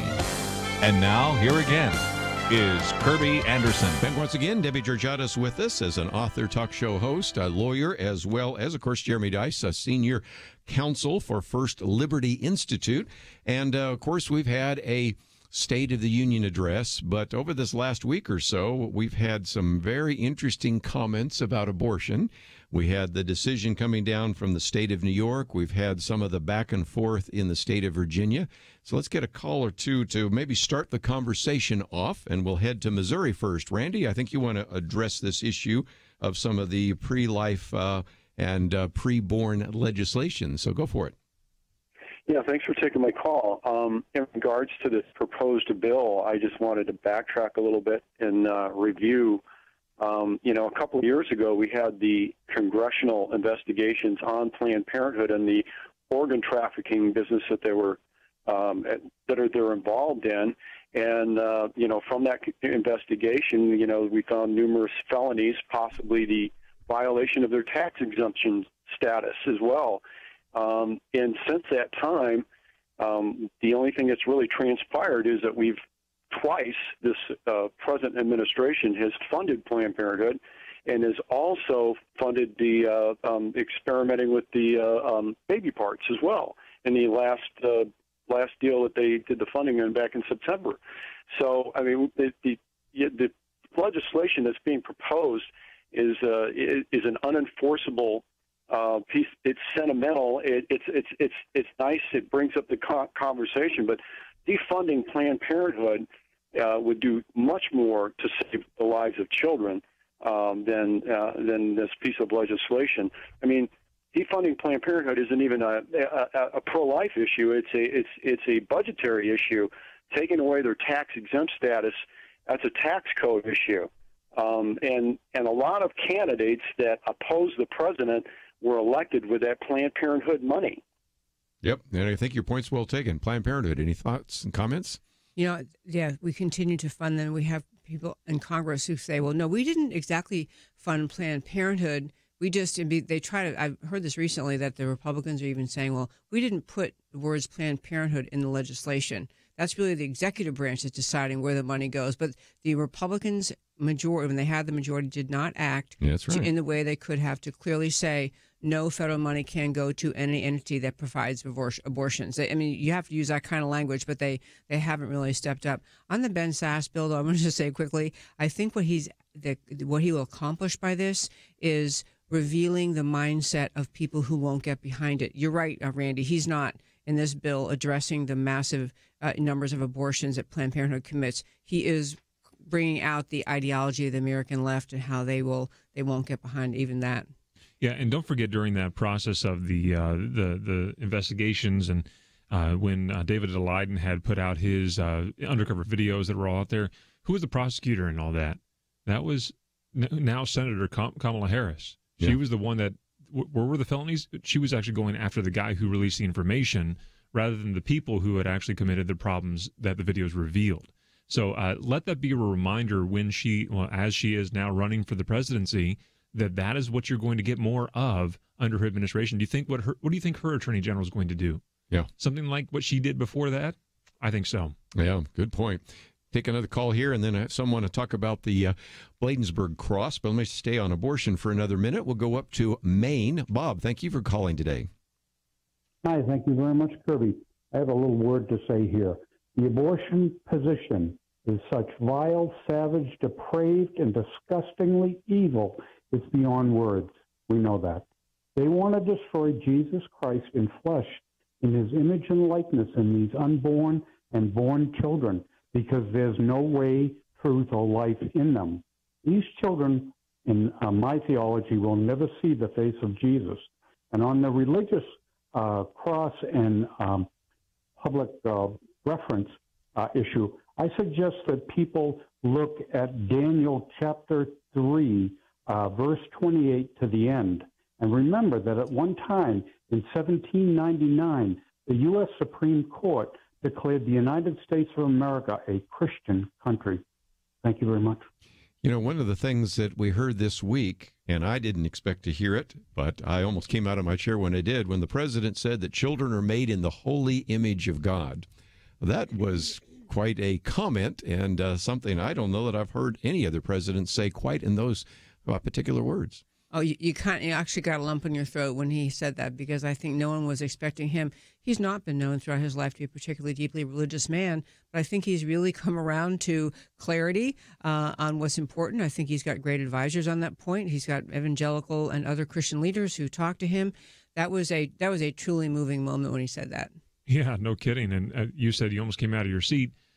What was more revealing is how few people came out of their seats in that I was body. hoping somebody pick up on that. Some of them sat on their hands when that's just an obvious statement, isn't it? And not only sat on their hands, but sat there with grumpy looks on their scowls on their face about the fact that he would dare declare that there is a human life that is made in the image of God inside of a mother. I mean, let that be a reminder. I hope folks that were in those districts were watching their congressman or senator scowling at the fact that a president would actually dare to say, this is a human life and it's worth protecting. Yeah. We posted an article last week by the Vice President, Mike Pence, in which he made the case that this has been the most pro-life president. And Debbie, you know, you've lived in New York in the past. You've certainly, all of us have known of Donald Trump. And if you'd told me 5 years ago that he would, first of all, be president, I wouldn't have believed it. And then told me that he was going to be a pro-life president, I definitely wouldn't believe it. And if you told me that Mike Pence, who's been on this program with us many times, would then say that he's the most pro-life president we've ever had, I think you'd lost your mind. And yet that's pretty much exactly what has transpired. And I never saw any of that coming.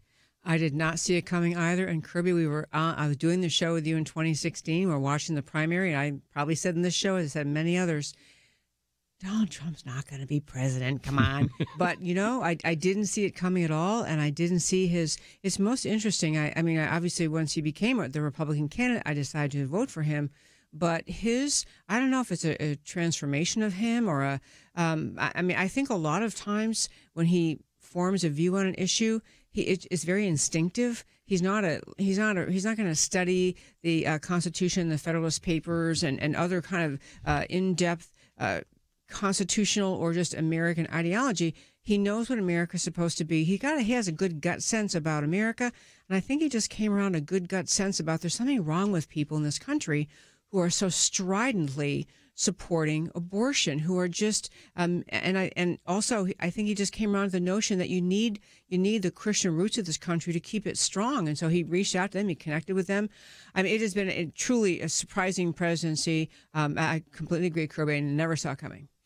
Yeah, and I mean, look, if you even think he's a blind squirrel, at least he's finding a nut once in a while. I mean, folks can criticize the man all you want, and probably those criticisms are correct on many fronts.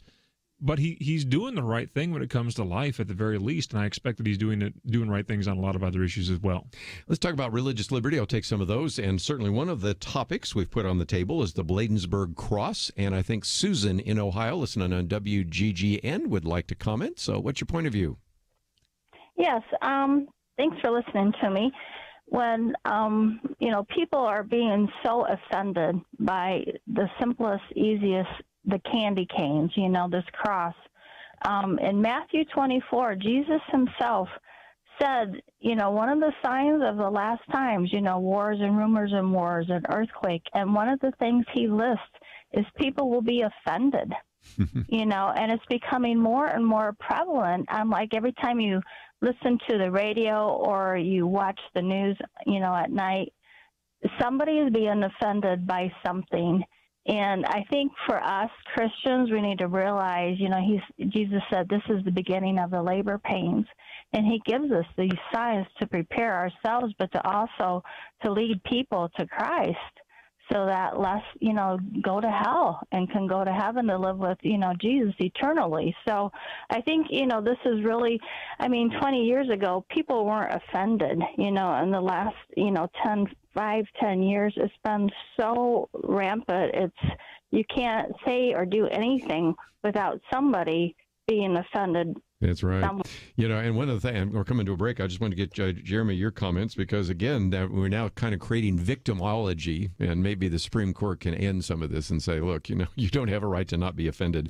We've all been offended by something, billboards, in fact, the First articles. Amendment permits us to be offended, right? That it helps us to have a cacophony of dialogue within the public square that allows people that will sometimes disagree and sometimes agree. It depends on the topic. Look, I drive through an intersection, I see a billboard with a scantily clad woman on it. I'm offended by the presence of that sign.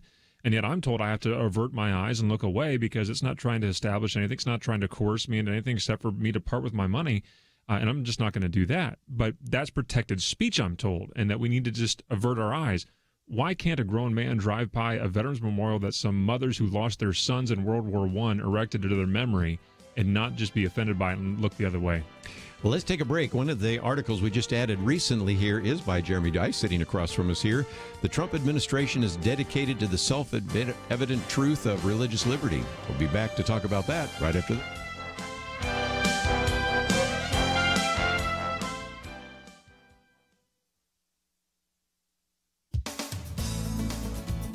Certain states have been seeking to pass legislation shoring up a woman's right to obtain a late-term abortion up to the moment of birth. This, if we're honest, reminds us as a nation that we're killing children. Pastor John Piper has a way of demonstrating the obvious to make it even more obvious. He once took an abortionist to lunch armed with a 10-point spiel to convince him that the unborn are human beings. He didn't get far when the abortionist stopped him with the words, "I know that. We are killing children. It's simply a matter of justice for women," he explained. It would be a greater evil to deny women the equal right of reproductive freedom.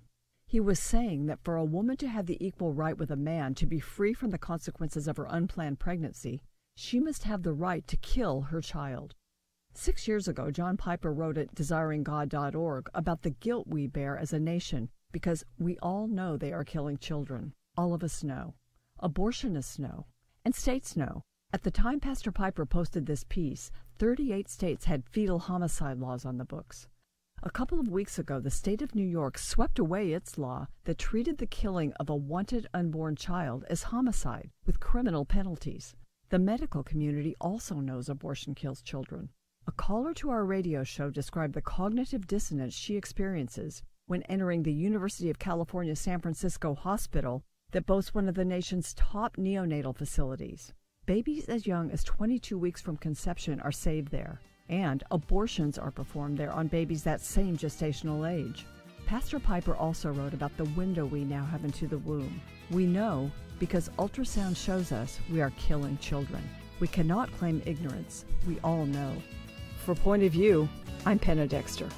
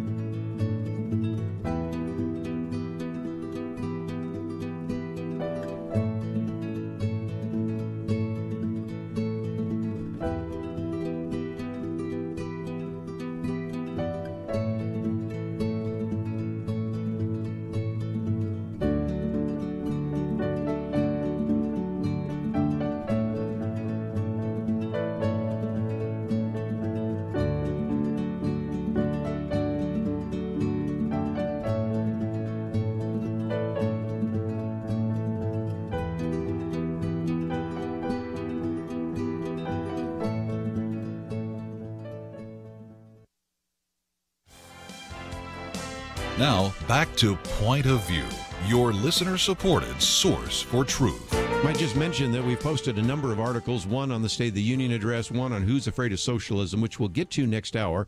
Also one on asking religious questions of nominees, one by Tim Wildman, very good. If Trump fails, we all lose. We'll get to that maybe later if we can. But Jeremy, as he came in, said his article that appeared in the Daily Wire came up just a few hours ago, and rather than letting any grass grow under our feet, we have posted it. So it is on the website right now, and the title of it is "The Trump Administration is Dedicated to the Self-Evident Truth of Religious Liberty."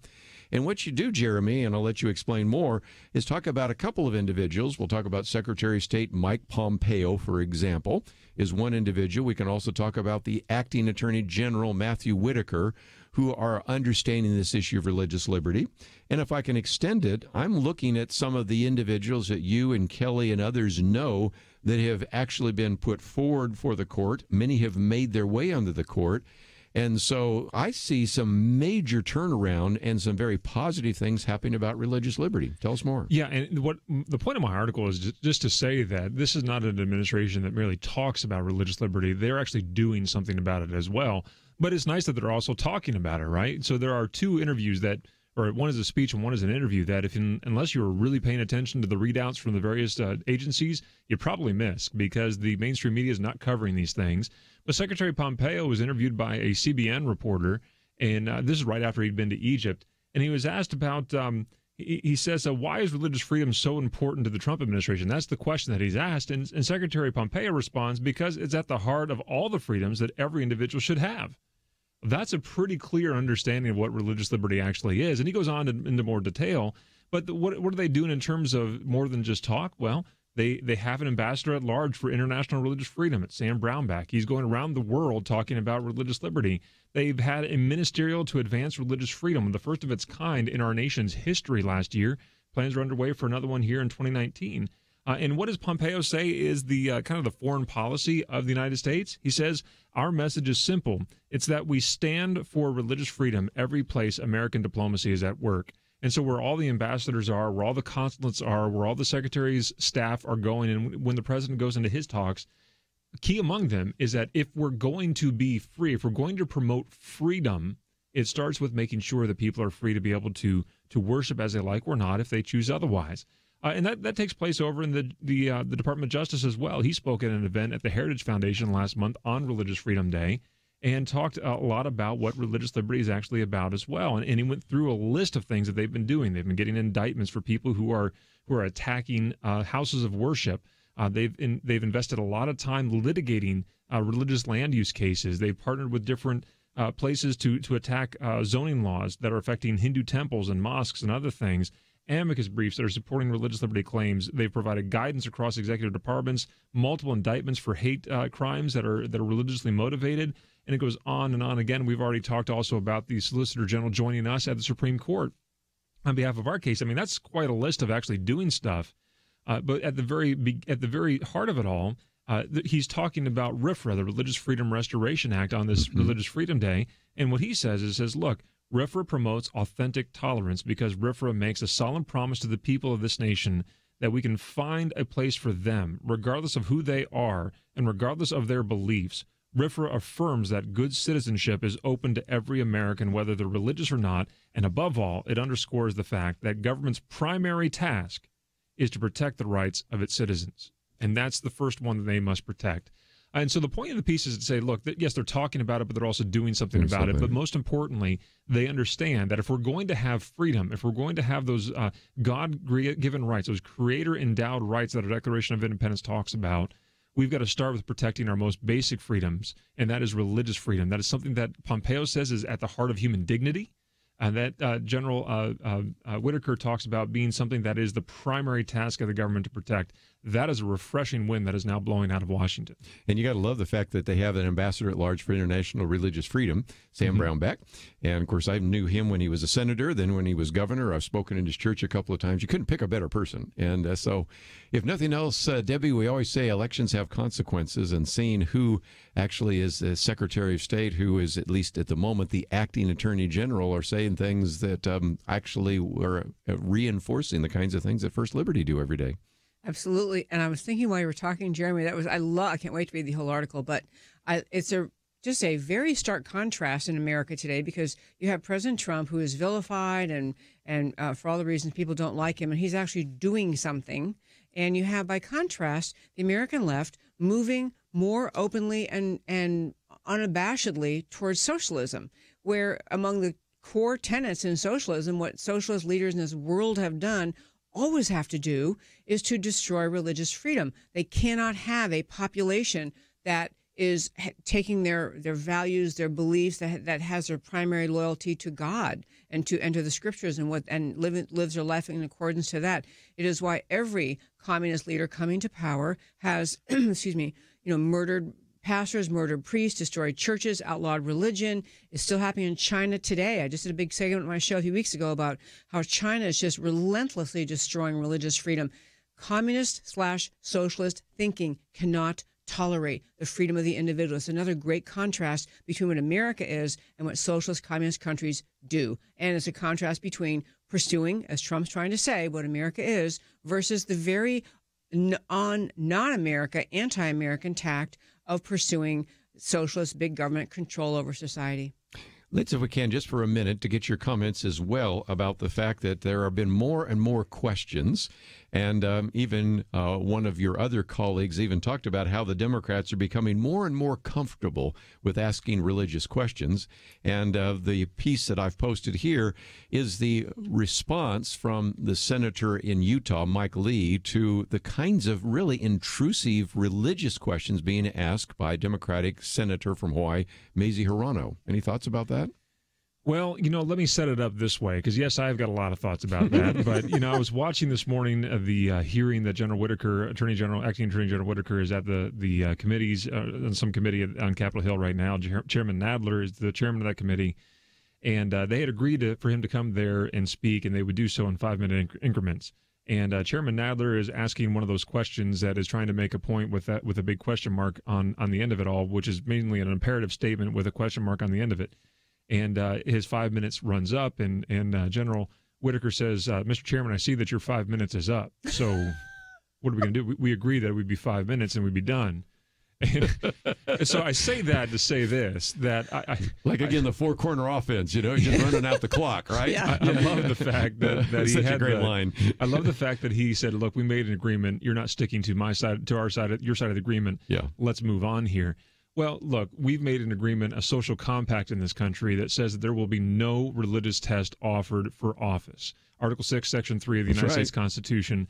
And that we've got Senators Hirono, Harris, and Booker, and Feinstein, and others who are keen to ask about religious beliefs. Senator Booker this past week was asking whether or not a particular nominee thought that homosexuality was a sin. Yes. That is a blatant, overwhelmingly unconstitutional question to be asked of that person. Number one, if she says yes, she's in violation of, or if he had asked about whether or not her former clerks, which she wasn't a judge, so she couldn't say she had former clerks, but if any of her former employees had a specific sexual identity, she can't actually answer that question without violating the law. And so that was a stupid question to ask in the first place. But my point of bringing up General Whitaker's comments in applying it to this is that if there are nominees out there right now across the spectrum and they face these kinds of questions again, I would love to see one of them take my advice, which is this. Simply respond, Senator, Article 6, Section 3 of the United States Constitution prohibits you asking that question. Let's move on. Yes, that would be a good way to do it. Well, we got a lot more to cover, but, we're out of time in this segment. So when we come back, we will get into whether or not we have some of these socialist ideas being proposed and a little bit more on this whole question of these nominees. All that coming up right after this.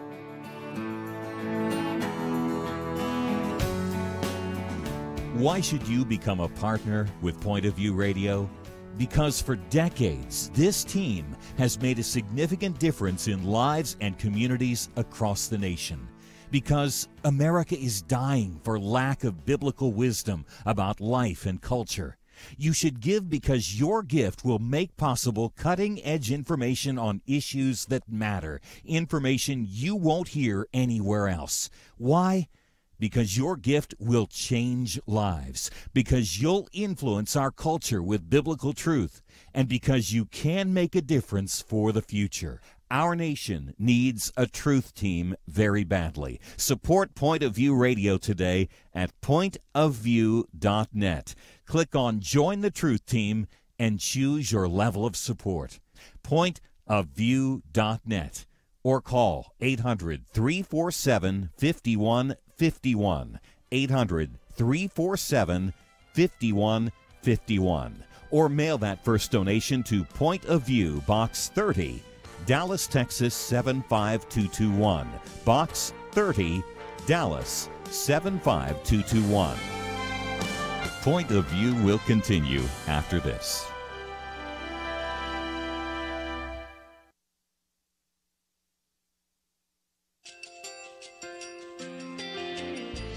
I just want to thank you so much for all the wonderful programming you have. You're just absolutely fantastic. I recently started listening to Point of View, and I really found it interesting because of the different subjects you cover. Thank you for that. I really appreciate everything that you do in keeping us informed. Thank you, Kirby, for everything that you have been doing. I appreciate all the work that you're doing, advocating for the Word of God. Thank you so much.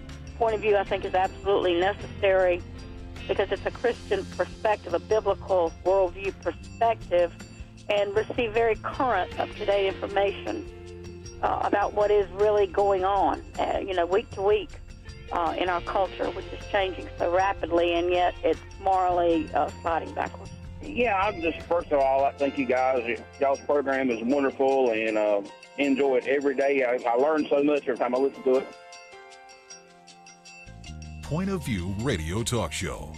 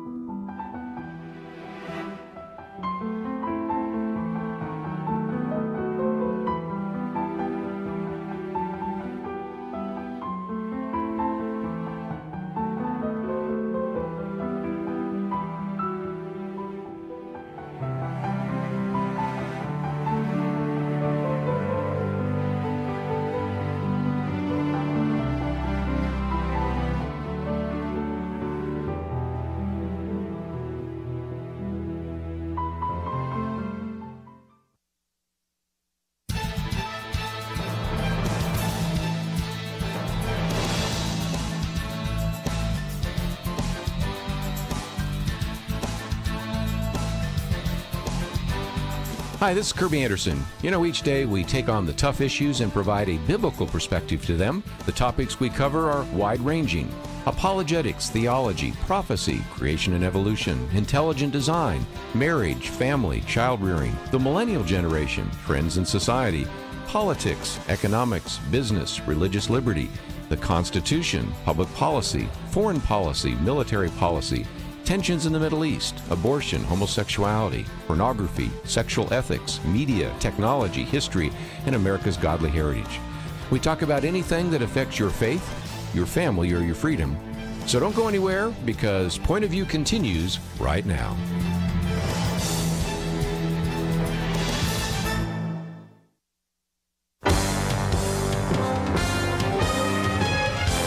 Across America, live. This is Point of View.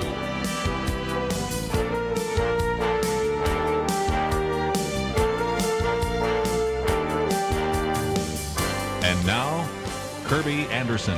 One more hour to go, and if you'd like to join our conversation, 1-800-351-1212. We're privileged to have with us Debbie Georgiadis and also Jeremy Dice, and we've posted his article. But I want to come back to this because one of the other articles we posted was about asking religious questions of nominees. And you gave a little bit of the history, but it's important to recognize that, as we said, you do have what most people think is an Article 6 in the Constitution. And if that was not enough, I've already mentioned Senator Ben Sasse. Let's give him a little more credit because he introduced a sense of the Senate resolution the other day when there were questions being asked about membership of the Knights of Columbus. That came from, again, Mazie Hirono and Kamala Harris from Hawaii and California, respectively. And yet again, Knights of Columbus, violation of asking all those questions. And he just said this is membership, and asking those questions is a violation of the religious test. And it passed unanimously, which I guess means that Mazie Hirono actually censured her own statements. I don't know. But she didn't abstain? Or But, you know, let's get to one that I know that Jeremy likes to talk about. When Amy Coney Barrett was there, Dianne Feinstein was talking about your dogma lives loudly within you.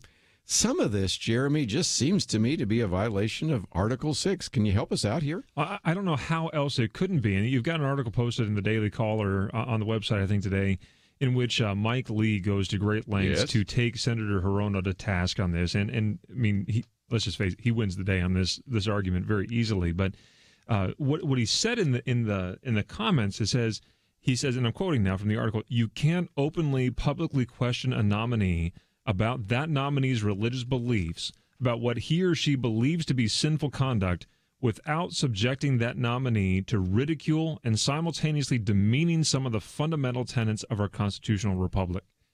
I mean, that is exactly why the Constitution forbids a senator or any government official from imposing a religious test for office. You're going to say you are now disqualified from holding public office because you are a part of, you have a specific religious belief or a lack of religious belief. Both of those are required of our senators, and yet the senators fall into this time and time again right now because they are getting cheering from the sidelines of their party to go after these bigots, these wrong-headed religious buffoons that are up there, which they aren't the case, but that's what they're cheering on the sidelines about, that this is somehow a good thing. This is a travesty for our country. Think about this, that there are senators of the United States of America who are saying that there is a segment of the population that holds to an orthodox religious belief, whether that is Judaism, Christianity,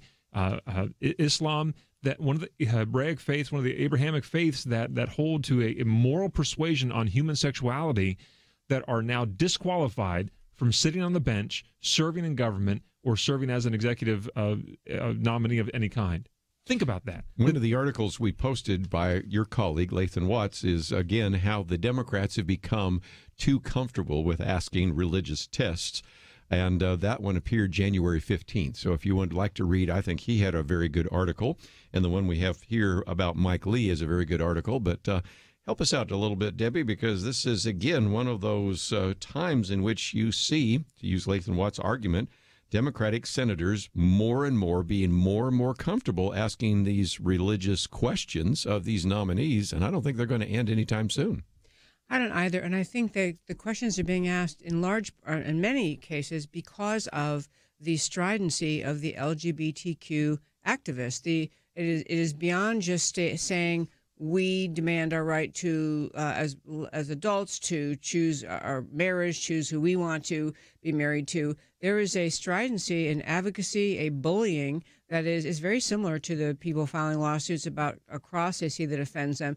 But the LGBTQ agenda has gone to the place in the political mindset that says the most important thing is to honor sexual freedom, sexual liberty, and anyone who is in the slightest disapproving, even if it's based on their religious thinking, that their religion, cannot be tolerated. I mean, it's elevating the LGBTQ agenda to be of more importance, and honoring it and honoring the mission they have be more importance than religious freedom. Because when Hirano is asking here, the question she asked of this, and actually this was Cory Booker, another Democrat, another senator who's done the same kind of things, but he asked a judge, a judicial candidate, whether she considers gay relationships to be immoral.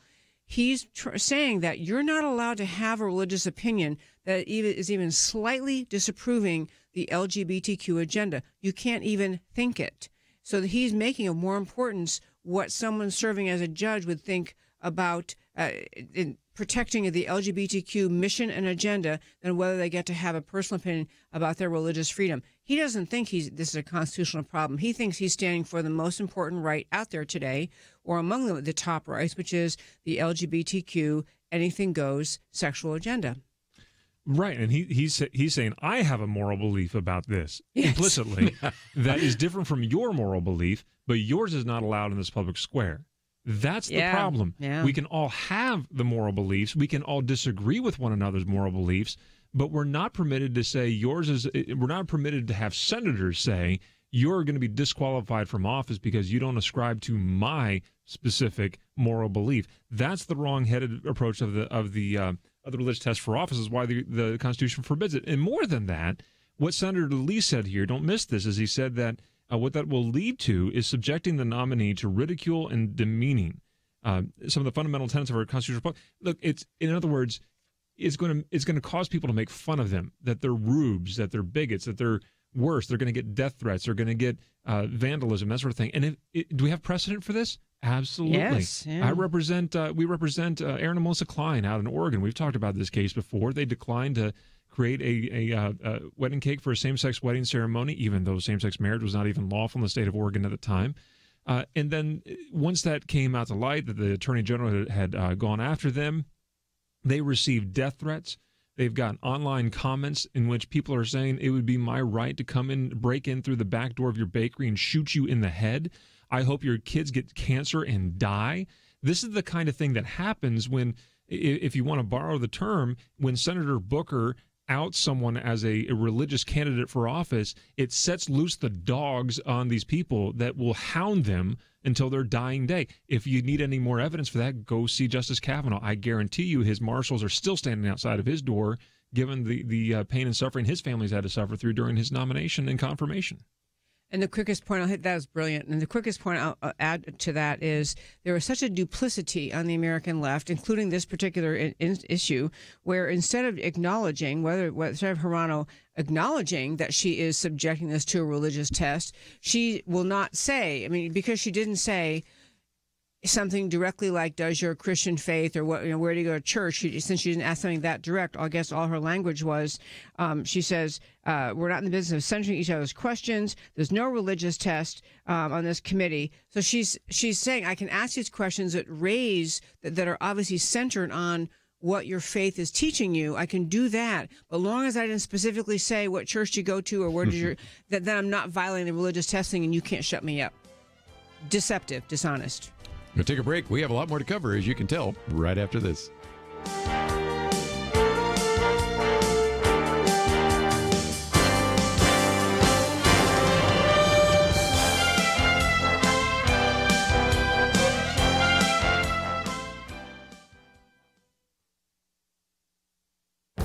This is Viewpoints with Kirby Anderson. In the field of psychology, there is what has come to be known as the Dunning-Kruger effect. Most of us have observed this in people who don't actually know a great deal but have this ignorant superiority. They don't have the ability or lack the self-awareness to know that they're incompetent. Now, this phenomenon was actually named by researchers who described a bank robber who covered his face in lemon juice thinking that would make him invisible to surveillance cameras. And I've seen this effect when I speak to high school students who confidently comment about subjects that they know hardly anything about. I thought about this psychological effect the other day while reading Michael Knowles complain about the latest erroneous statements by Representative Alexandria Ocasio-Cortez. He then concludes that the seed of millennial miseducation, which grew from the tree of the lack of knowledge, is finally bearing its rotten fruit. He also points to one survey listing so many historical facts that this generation doesn't know. But that doesn't keep them from speaking out dogmatically about topics they need to go back and learn. Now, you can see this in a recent Twitter feud. Alexandria Ocasio-Cortez made some erroneous statements about corporations that appeared in The Atlantic. Washington Post fact-checker Glenn Kessler gave her statements 3 Pinocchios for its large number of factual inaccuracies. That's when this member of Congress jumped on Twitter to needle Kessler. And you can read the back and forth and see that she never accepts his assessment, even as he provides more and more contradictory evidence. What we need today is more humility and a willingness to stop and reflect rather than indignation and ignorant superiority. I'm Kirby Anderson, and that's my point of view.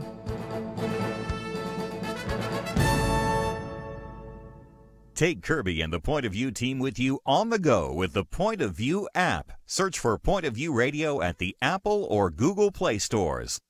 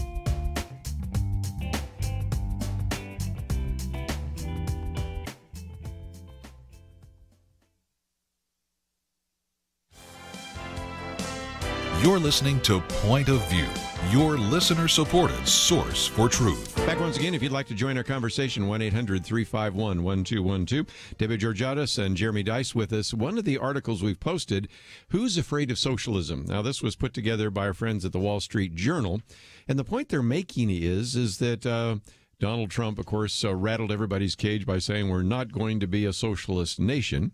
And yet what you have are a lot of platform ideas. These, I think, will become part of the Democratic platform, although they aren't yet.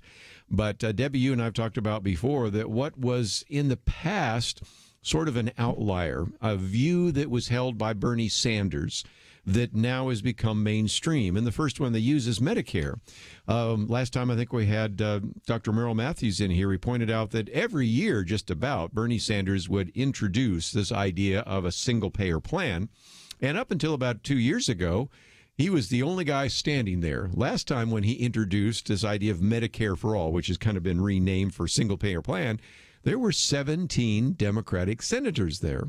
So we're moving to a time in which these ideas, which used to be legitimately called socialism, are now becoming sort of mainstream, at least among a lot of the elites in the Democratic Party. Is that a fair statement? It is. I think actually for that reason, Alexandria Ocasio-Cortez's election to Congress is a bit of a gift to America because the many people on the American left do recognize that there's a wide swath of the American population who understand socialism is a bad thing. So they don't want to sell their ideas, the mainstream, if there is such a thing as a mainstream Democrat, they don't want to sell their ideas as socialist because a lot of people say, oh, I don't want to be that. We know how bad China is, we know how bad Russia and Cuba and Venezuela are. But if we just put ideas out there but don't call it that, we can lure people in. Well, it's really been a very refreshing thing. Bernie Sanders' campaign in 2016 and now Alexandria Ocasio-Cortez, they're just saying what they are. And I think many, there's an element of socialism, which many people recognize the formulation, Karl Marx, about, the government is going to own the means of production and basically going to own everything. And that's what pure socialism is supposed to be. It owns the means of production, owns everything. But what the transition of that, the morphing of that in our society has been, in part, the growth of the federal government and the power of the federal agencies. So they don't own an entire industry or own a business, but they effectively do because of the breadth of regulation to basically shut it down, such as the coal industry. That was one good example. Just, we're not going to say we're nationalizing this. We're just going to destroy it. But Ocasio-Cortez has given us a lot of reason to really think about what it is they're doing. Her proposals all sound like they're about sharing, they're about caring, about making life fair. These are same kind of arguments that the American left uses all the time.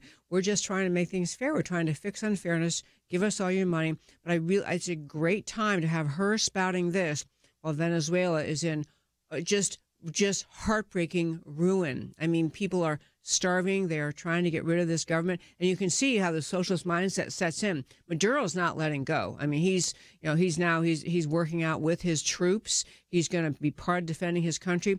So it's a great time for America to struggle with that kind of American what is our identity? What's our identity as a nation? Are we going to say that all this prosperity, abundance, and freedom and comfort and just the standard of living in America is all going to be that we got here through freedom, we got here through free markets, we're going to abandon it all because we're in an era where we have left-wingers very comfortable pushing socialism. There's a great article you posted, all the examples they give.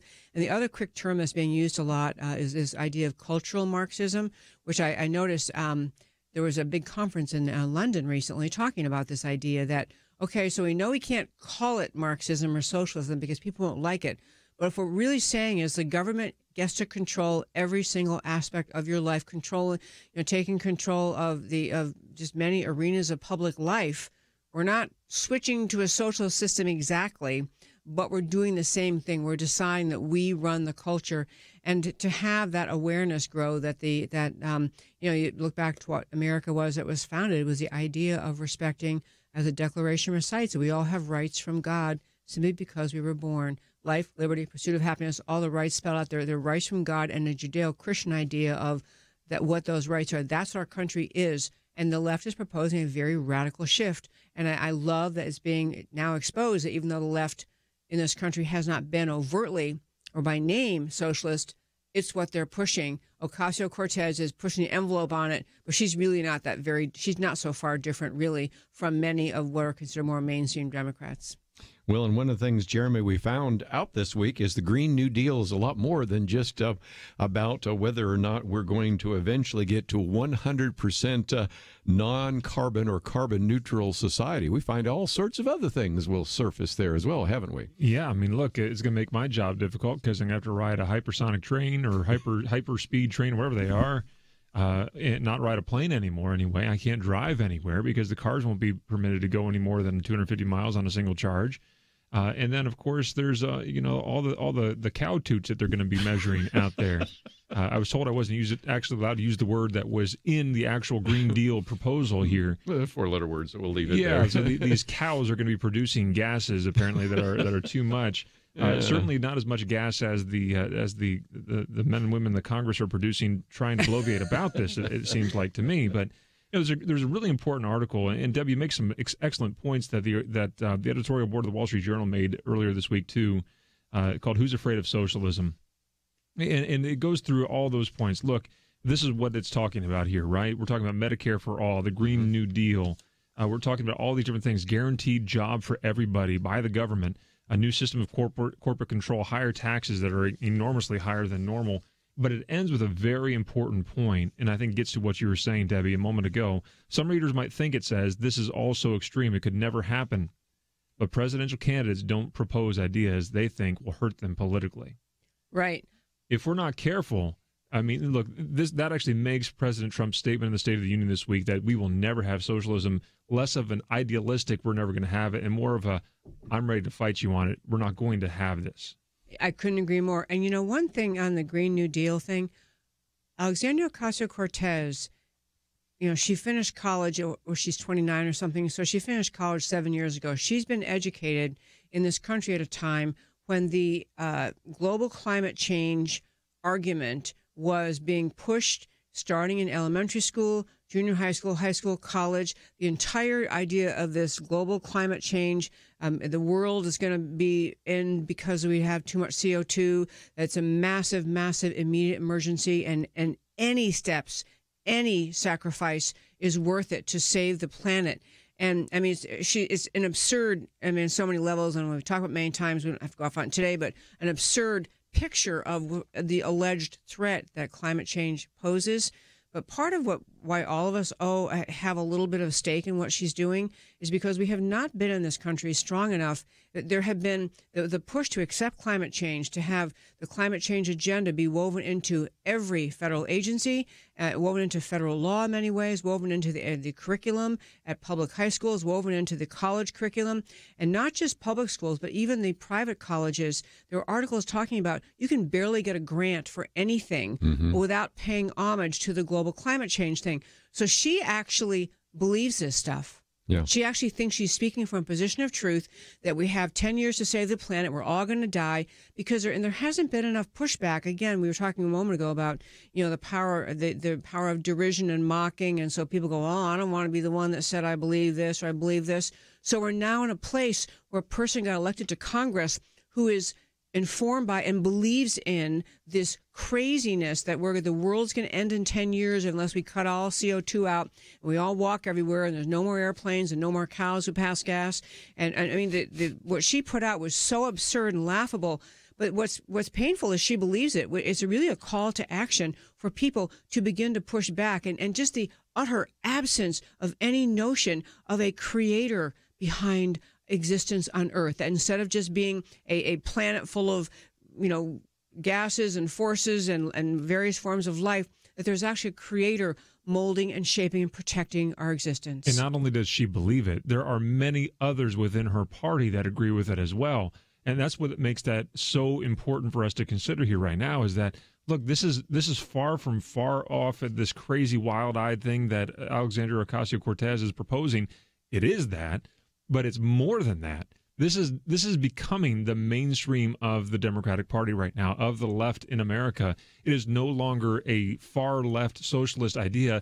The progressive ideology is now the mainstream, to the point to which that at the next Democratic National Convention, you will see these being adopted in wholesale as part of their platform that they will stand upon.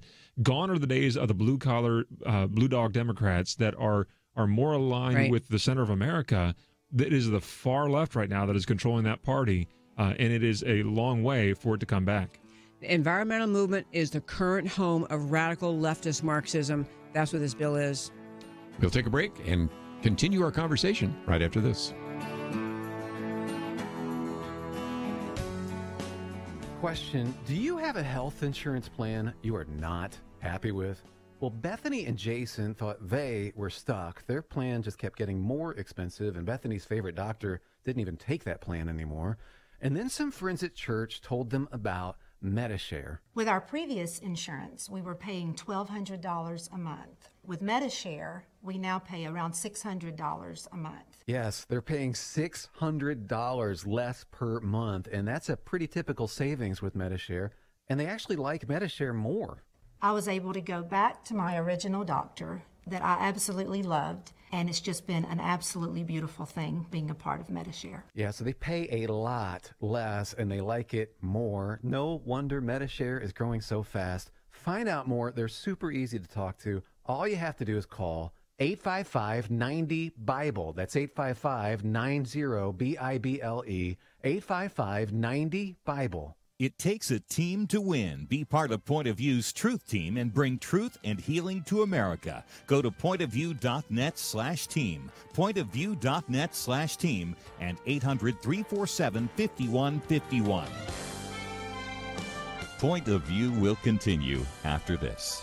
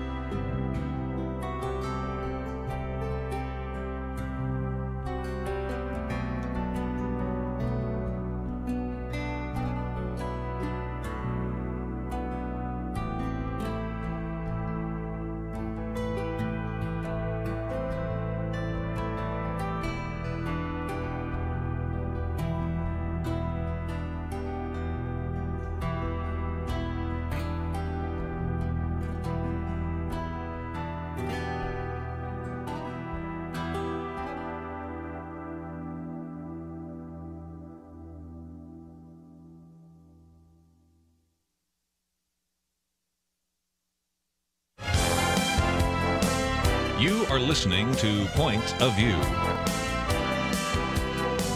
The opinions expressed on Point of View do not necessarily reflect the views of the management or staff of this station. And now, here again is Kirby Anderson. Final half hour, if you'd like to join our conversation, 1-800-351-1212. David Georgiadis as well as Jeremy Dice. And, you know, we've talked about a few things in the Green New Deal, but it is amazing to me. For example, one of the statements is that she, or all of those people that have endorsed the Green New Deal want to cut the military by half. Now, that makes sense if you're going to use all that military budget to then pay for everything else. Okay, I got 1.3 million active duty troops, another 865,000 reserves, another 680,000 civilian employees. So that means you're going to have to probably send a pink slip to about 1 million people, either in full-time or active duty.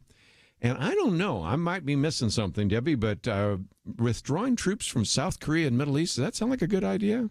I'm telling you, I was saying in the break to Jeremy and to Kirby, this is like a little girl who's 5 years old who says, and I would like to have every girl when she turns 10 gets a pony for Christmas. This is so disconnected with reality. With respect to the particular item you're referring to, the military, this is a mindset that doesn't believe that there's evil out there, doesn't believe America could ever be hurt, doesn't understand that our strong military is why we have freedom here, doesn't understand that if you diminish America's military, there will be Islamic terrorists happy to come here and take over. There will be all sorts of foreign nations. There will be invasions of our southern border, far more than we're seeing now. This notion that you can somehow just drain all of our resources to throw it into a completely absurd child's play idiocy level plan and abandon the military. I mean, honestly, her presence in Congress, it is a condemnation of our education system, a condemnation of Boston University, where she went to school, condemnation of the Democrat Party,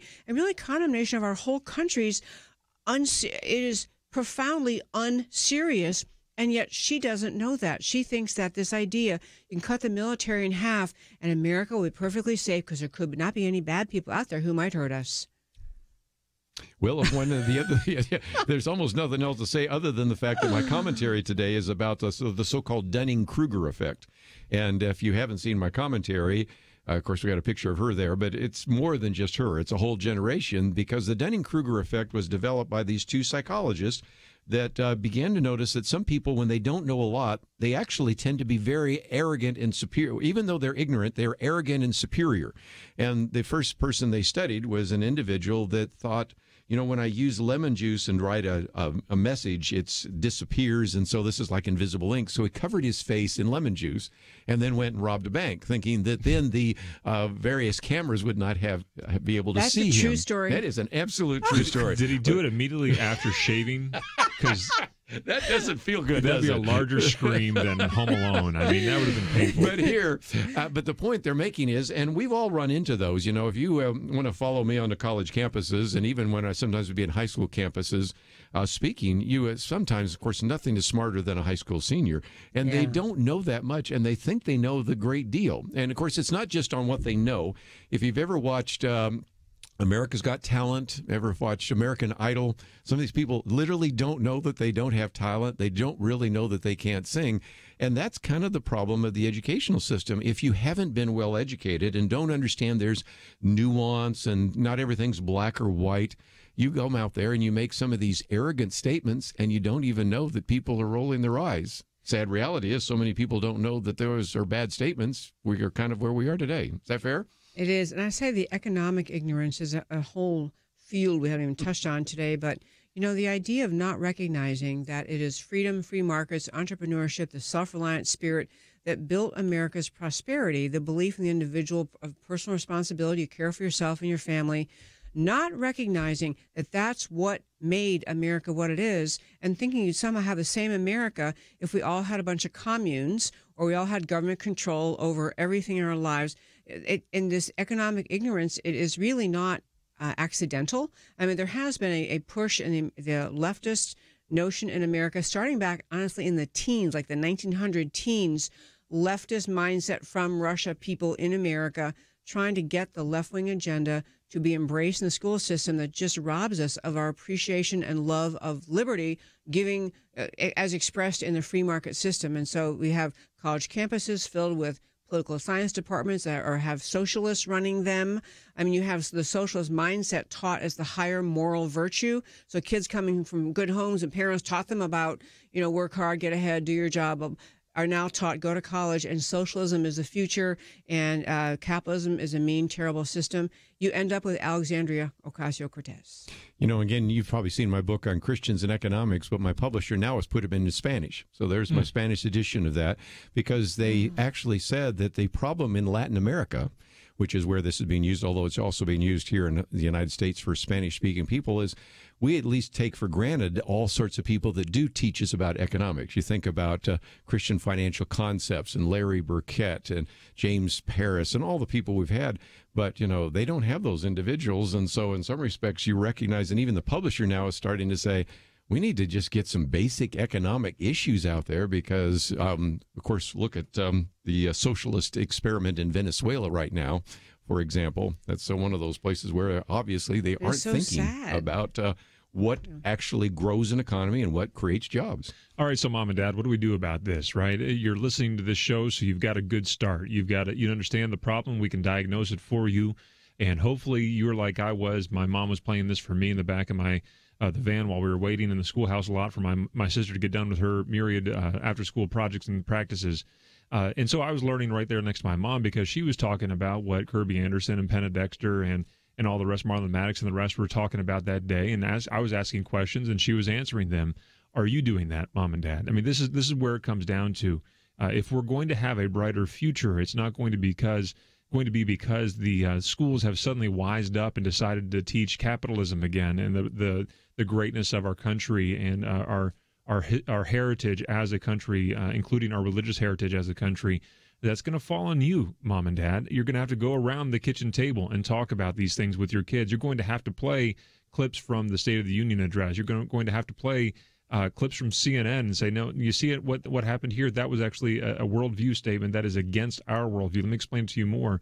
You're going to have to send your child to places like Summit Ministries and have your church sponsor a probe conference, and you're going to have to play together as a family Al Mohler's briefing every day to figure out what the news of the day actually are and what you're supposed to think about it as a person of faith.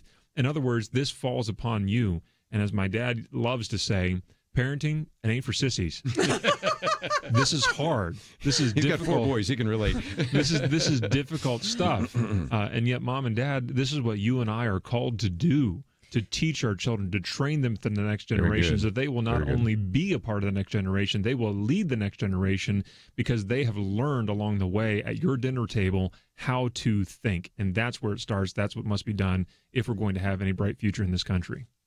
Arming your I love what you just said. It's wonderful. And arming your kids with truth because they will at some point end up, whether it is elementary, junior, high school, college, they'll end up having that worldview confronted and to be as rooted as they can be in it, understand, not just know the slogans to say or the scriptural passages, but to have the whole reasoning thought through and embraced and made their own. And then they can defend themselves. I just mentioned my Wednesday commentaries on the Green New Deal. My Thursday commentaries on climate change alarmism.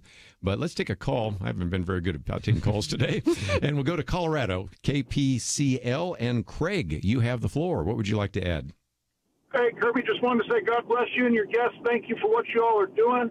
I just had a quick comment. You know, it says in Scripture, this world is finite and it will be used up, and man is to do that for, the betterment of mankind, and with the underlying or overarching theme of spreading the glory of God.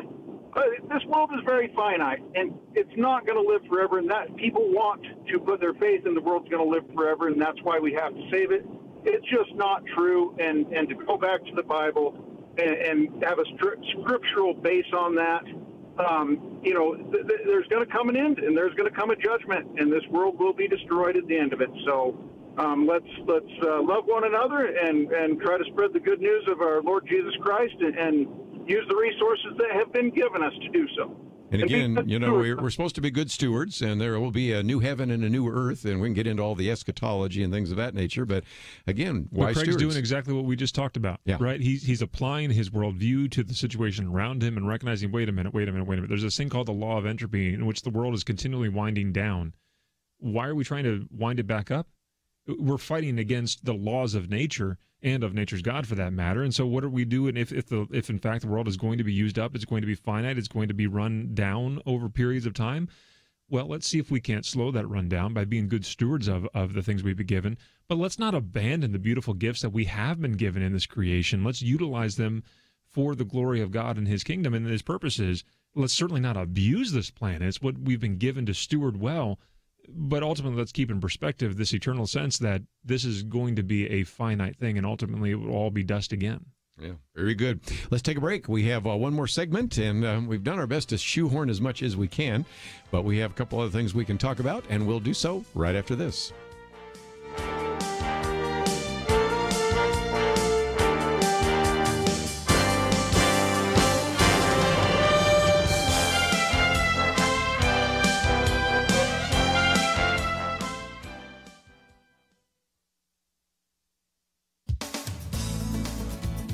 Certain states have been seeking to pass legislation shoring up a woman's right to obtain a late-term abortion up to the moment of birth. This, if we're honest, reminds us as a nation that we're killing children. Pastor John Piper has a way of demonstrating the obvious to make it even more obvious. He once took an abortionist to lunch armed with a 10-point spiel to convince him that the unborn are human beings. He didn't get far when the abortionist stopped him with the words, "I know that. We are killing children. It's simply a matter of justice for women," he explained. It would be a greater evil to deny women the equal right of reproductive freedom. He was saying that for a woman to have the equal right with a man to be free from the consequences of her unplanned pregnancy, she must have the right to kill her child. 6 years ago, John Piper wrote at desiringgod.org about the guilt we bear as a nation because we all know they are killing children. All of us know. Abortionists know. And states know. At the time Pastor Piper posted this piece, 38 states had fetal homicide laws on the books. A couple of weeks ago, the state of New York swept away its law that treated the killing of a wanted unborn child as homicide with criminal penalties. The medical community also knows abortion kills children. A caller to our radio show described the cognitive dissonance she experiences when entering the University of California San Francisco hospital that boasts one of the nation's top neonatal facilities. Babies as young as 22 weeks from conception are saved there, and abortions are performed there on babies that same gestational age.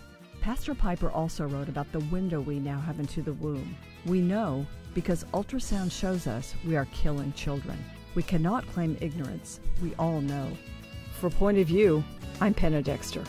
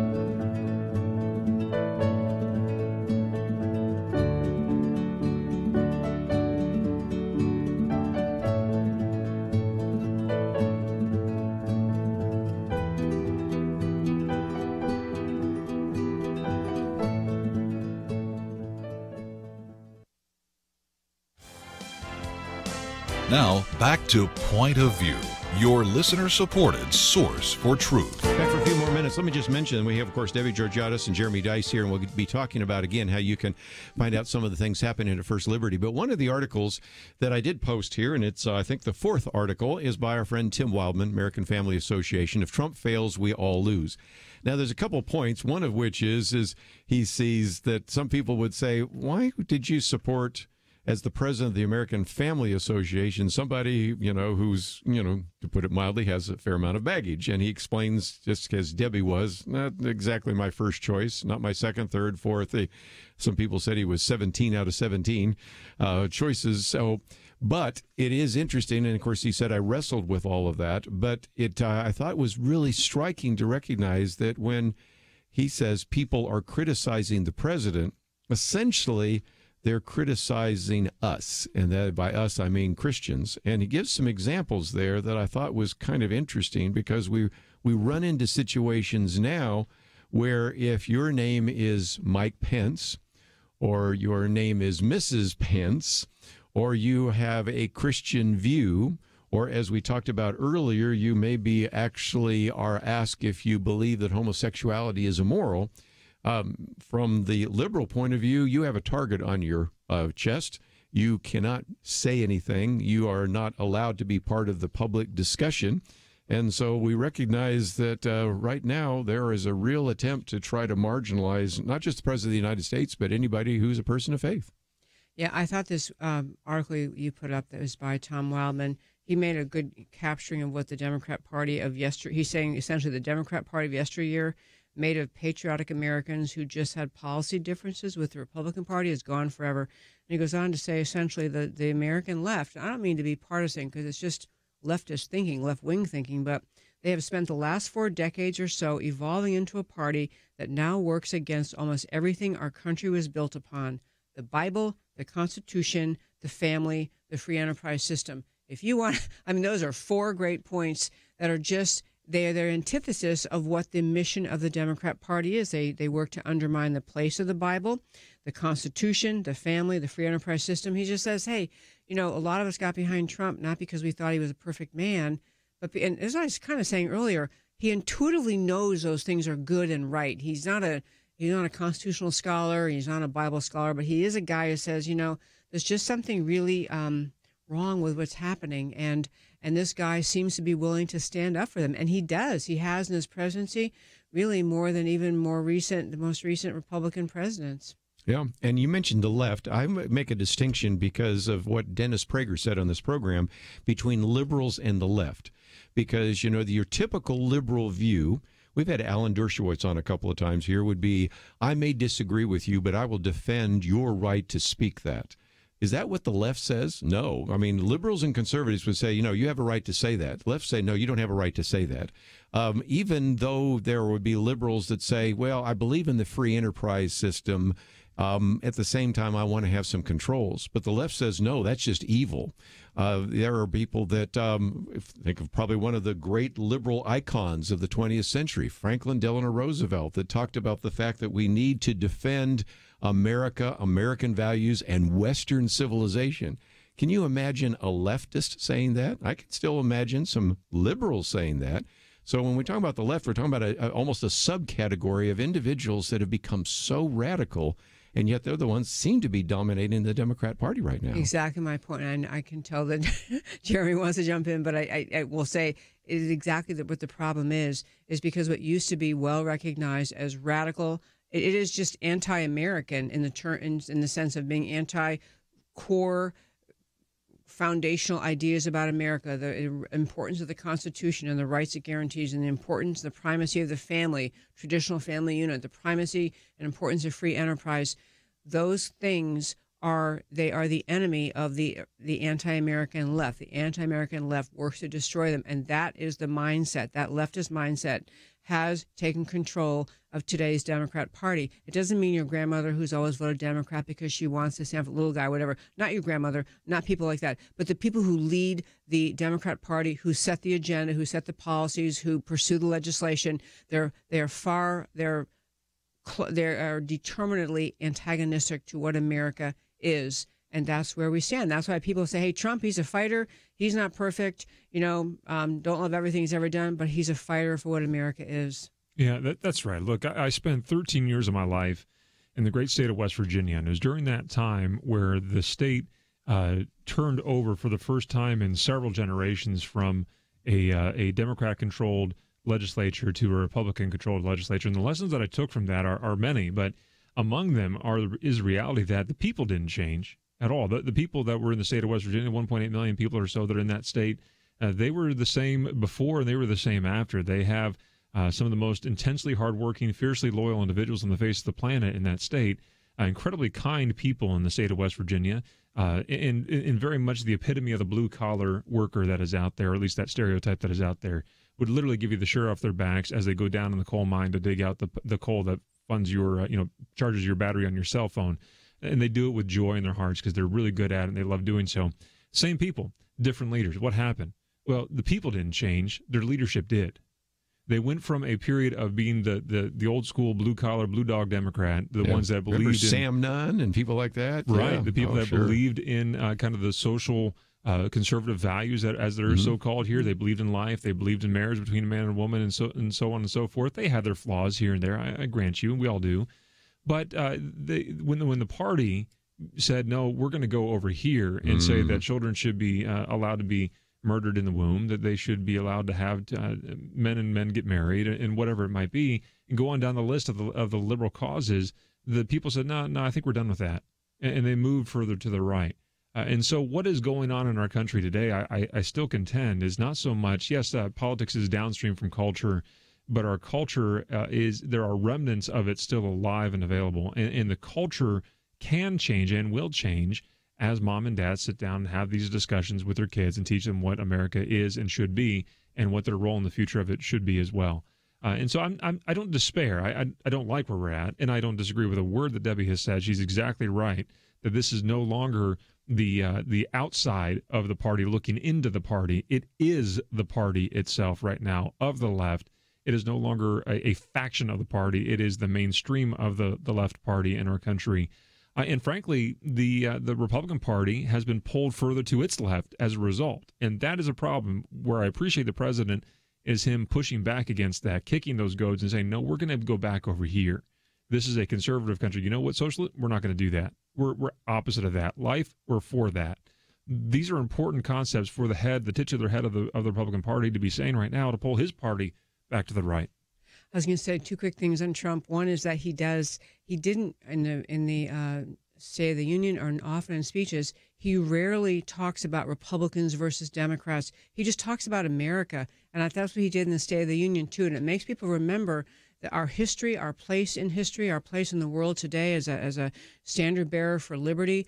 He just makes you proud to be an American in a very substantive way. And the other point you said a moment ago, Jeremy, you're saying how that politics are downstream from culture, but culture is really downstream from religion. And that's part of why when you lose that sense of our founding and Judeo-Christian ideas and founding and ideas that are timeless truths from the scriptures, they are what give you the ability to form and shape morality and policies and ideas, because it's a truth outside of just human conjecture.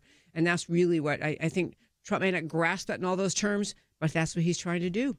Got just enough time to mention America Can We Talk, ORG, First Liberty, ORG, and those are the links. And if you can't remember those, go to the website, click on their pictures, and you'll find out a little bit more, and you'll be talking on radio, and you'll eventually be presenting this before the Supreme Court. So thank you both for being here. We're going to have a great weekend and look forward to a good program or two next week. So I hope you'll join us then. I want to thank Andrew and Steve for their help behind the scenes, and we'll see you tomorrow, or I guess on Monday, right here on Point of View. Question: do you have a health insurance plan you are not happy with? Well, Bethany and Jason thought they were stuck. Their plan just kept getting more expensive, and Bethany's favorite doctor didn't even take that plan anymore. And then some friends at church told them about MediShare. With our previous insurance, we were paying $1,200 a month. With MediShare, we now pay around $600 a month. Yes, they're paying $600 less per month, and that's a pretty typical savings with MediShare. And they actually like MediShare more.